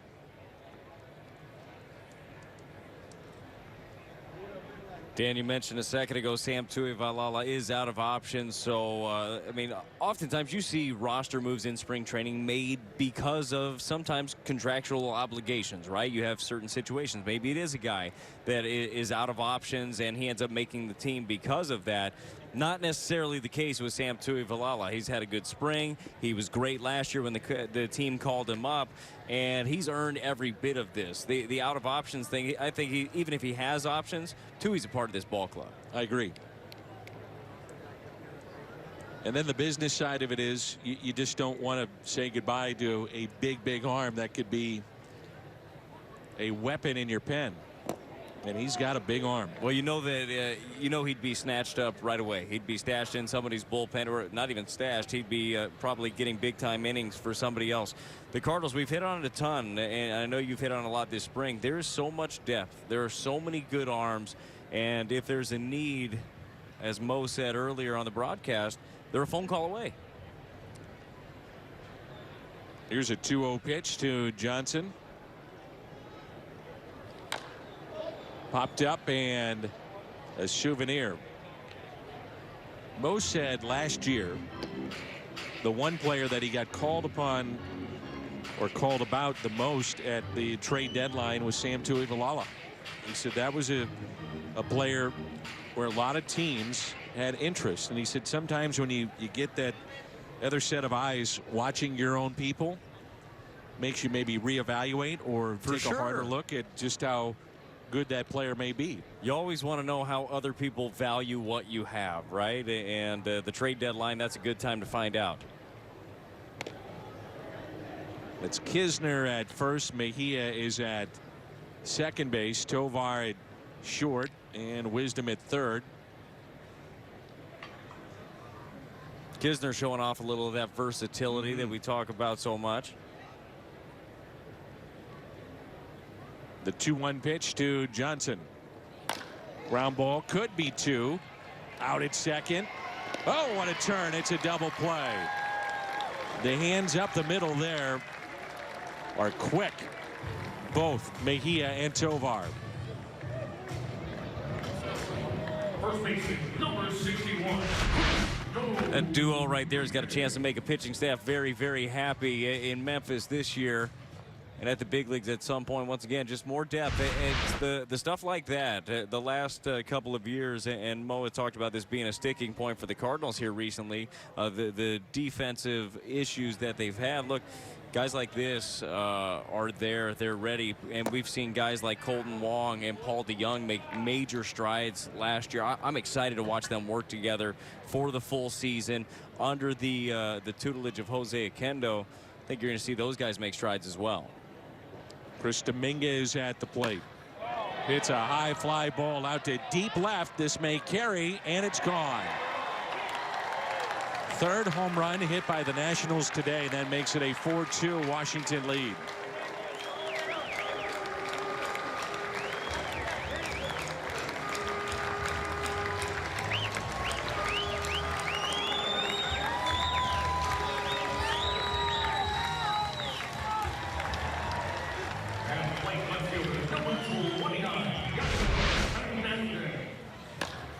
Tui just leaves one up right here.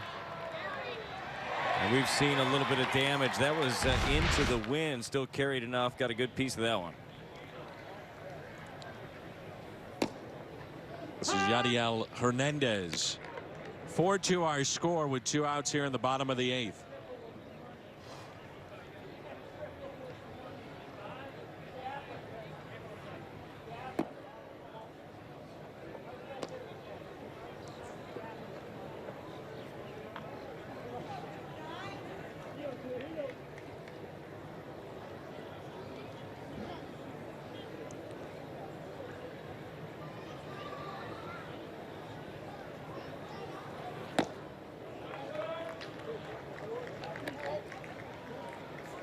One and 2 the count.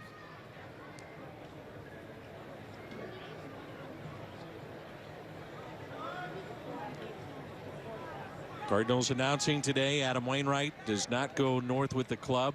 Jack Flaherty will be inserted into the rotation. A sore hamstring for Wainwright. That pitch way inside. Hit the umpire. So Luke Gregerson and Wainwright start on the DL. And it is interesting the way that you put it. You know, no established closer at this point, or at least a closer by name to say, hey, that's the guy. Dominic Leone will get the first shot at it. And one of your top pitchers not ready to go the onset, but yet depth. And that has been what the Cardinals have been preaching time and again to anybody that wants to listen, and that depth will be tested. It will for sure. If you look around baseball, for a lot of teams, if you lose a guy like Luke Gregerson, somebody that you're expecting to be at the back end of your bullpen, you could be in trouble. Same thing to be said for a big-time starter like Adam Wainwright, but the Cardinals have found themselves in this position where they've built up all this depth, and they've made sure that these guys have been ready. They've done a good job of hanging on to these guys. And Jack Flaherty had that outstanding spring. As Mo said earlier, it was difficult to even tell him that he was going down because you did everything, right? You did everything that we could ask of you, but we didn't have a spot. Well, unfortunately for the Cardinals and Adam Wainwright, with that injury, it does open up a spot. So a 2-out walk. And Mike Maddox maybe picking up something here with Tuivailala.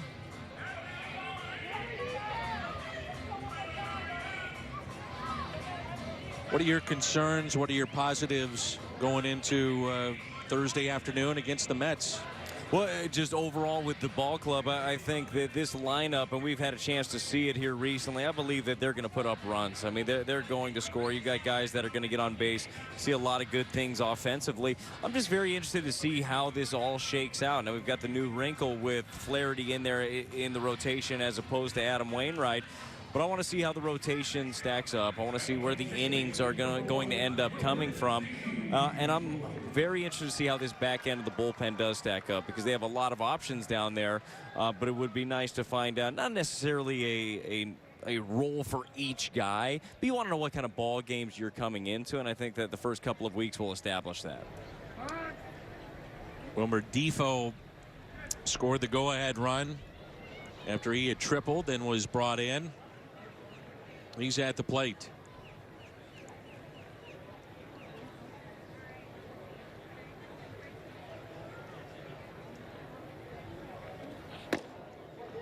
The fastball taken high.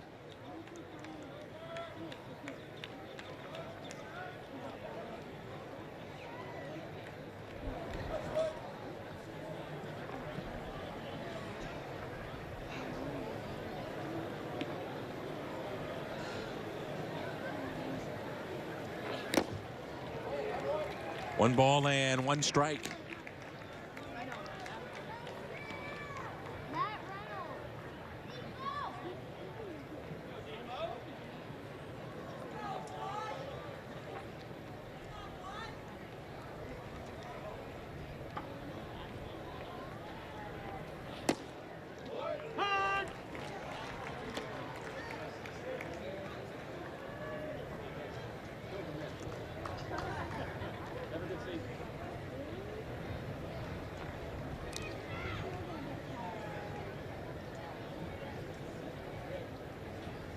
Here's a 1-2.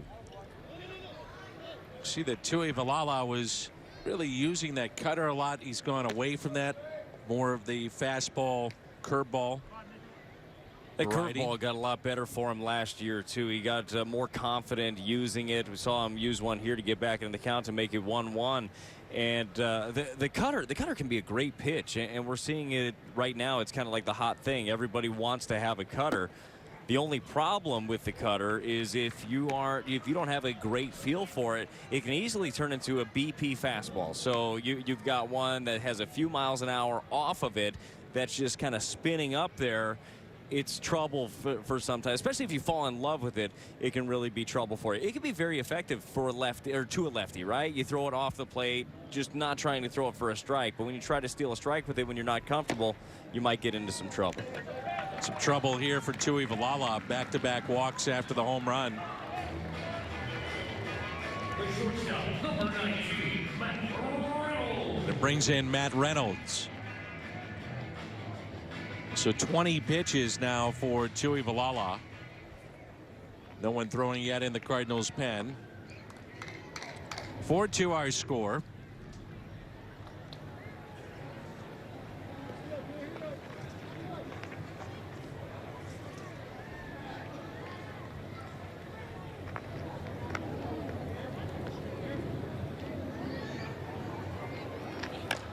Little check swing, and the catch made it first. We head to the ninth, and it's 4-2 Washington.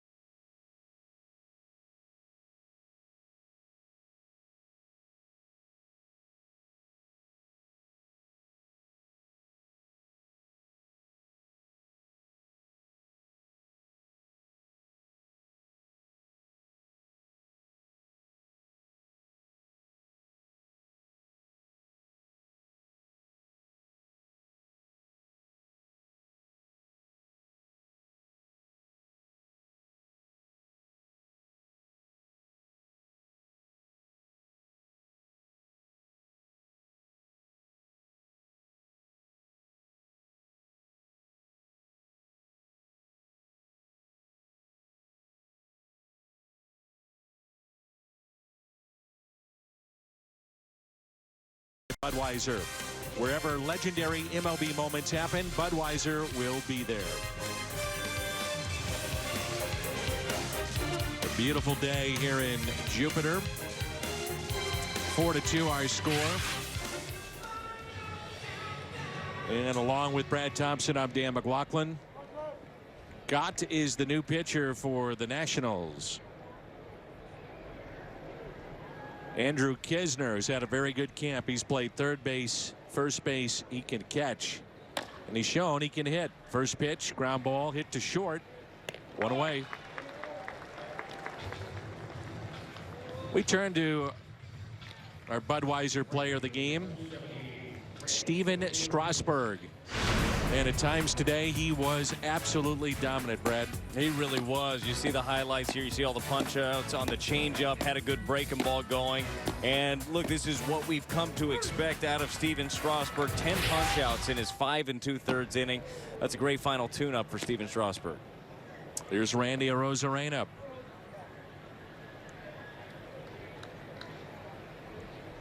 The 1-0 pitch. 1 ball and 1 strike. Kind of a funky delivery from Gott. He throws in the mid-90s. But then again, who doesn't?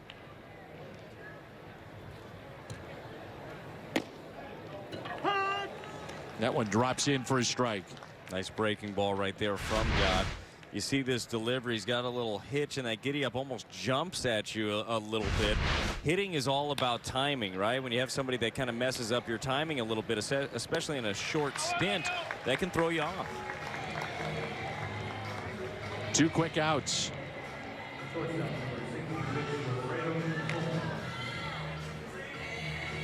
Wilfredo Tovar.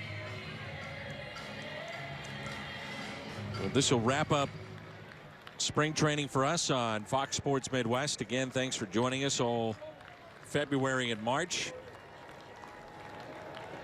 Next telecast will be Thursday, and we get it going for real. The New York Mets, the St. Louis Cardinals, Noah Syndergaard and Carlos Martinez. 11 o'clock St. Louis time. We come your way. Brad will be seen on the pre and post game that day, and also we've added Brad to a number of our telecasts as an analyst this year. Looking forward to that. 2 quick strikes, 1 and 2. Was that on your script? Looking forward to that, or No, like, was that you? Did you say that? Me. Oh, good. I like that. I'm looking forward to it as well, Dan. It's gonna be fun. I've had a lot of fun the last couple days out here. Here's a 1-2. 2 and 2.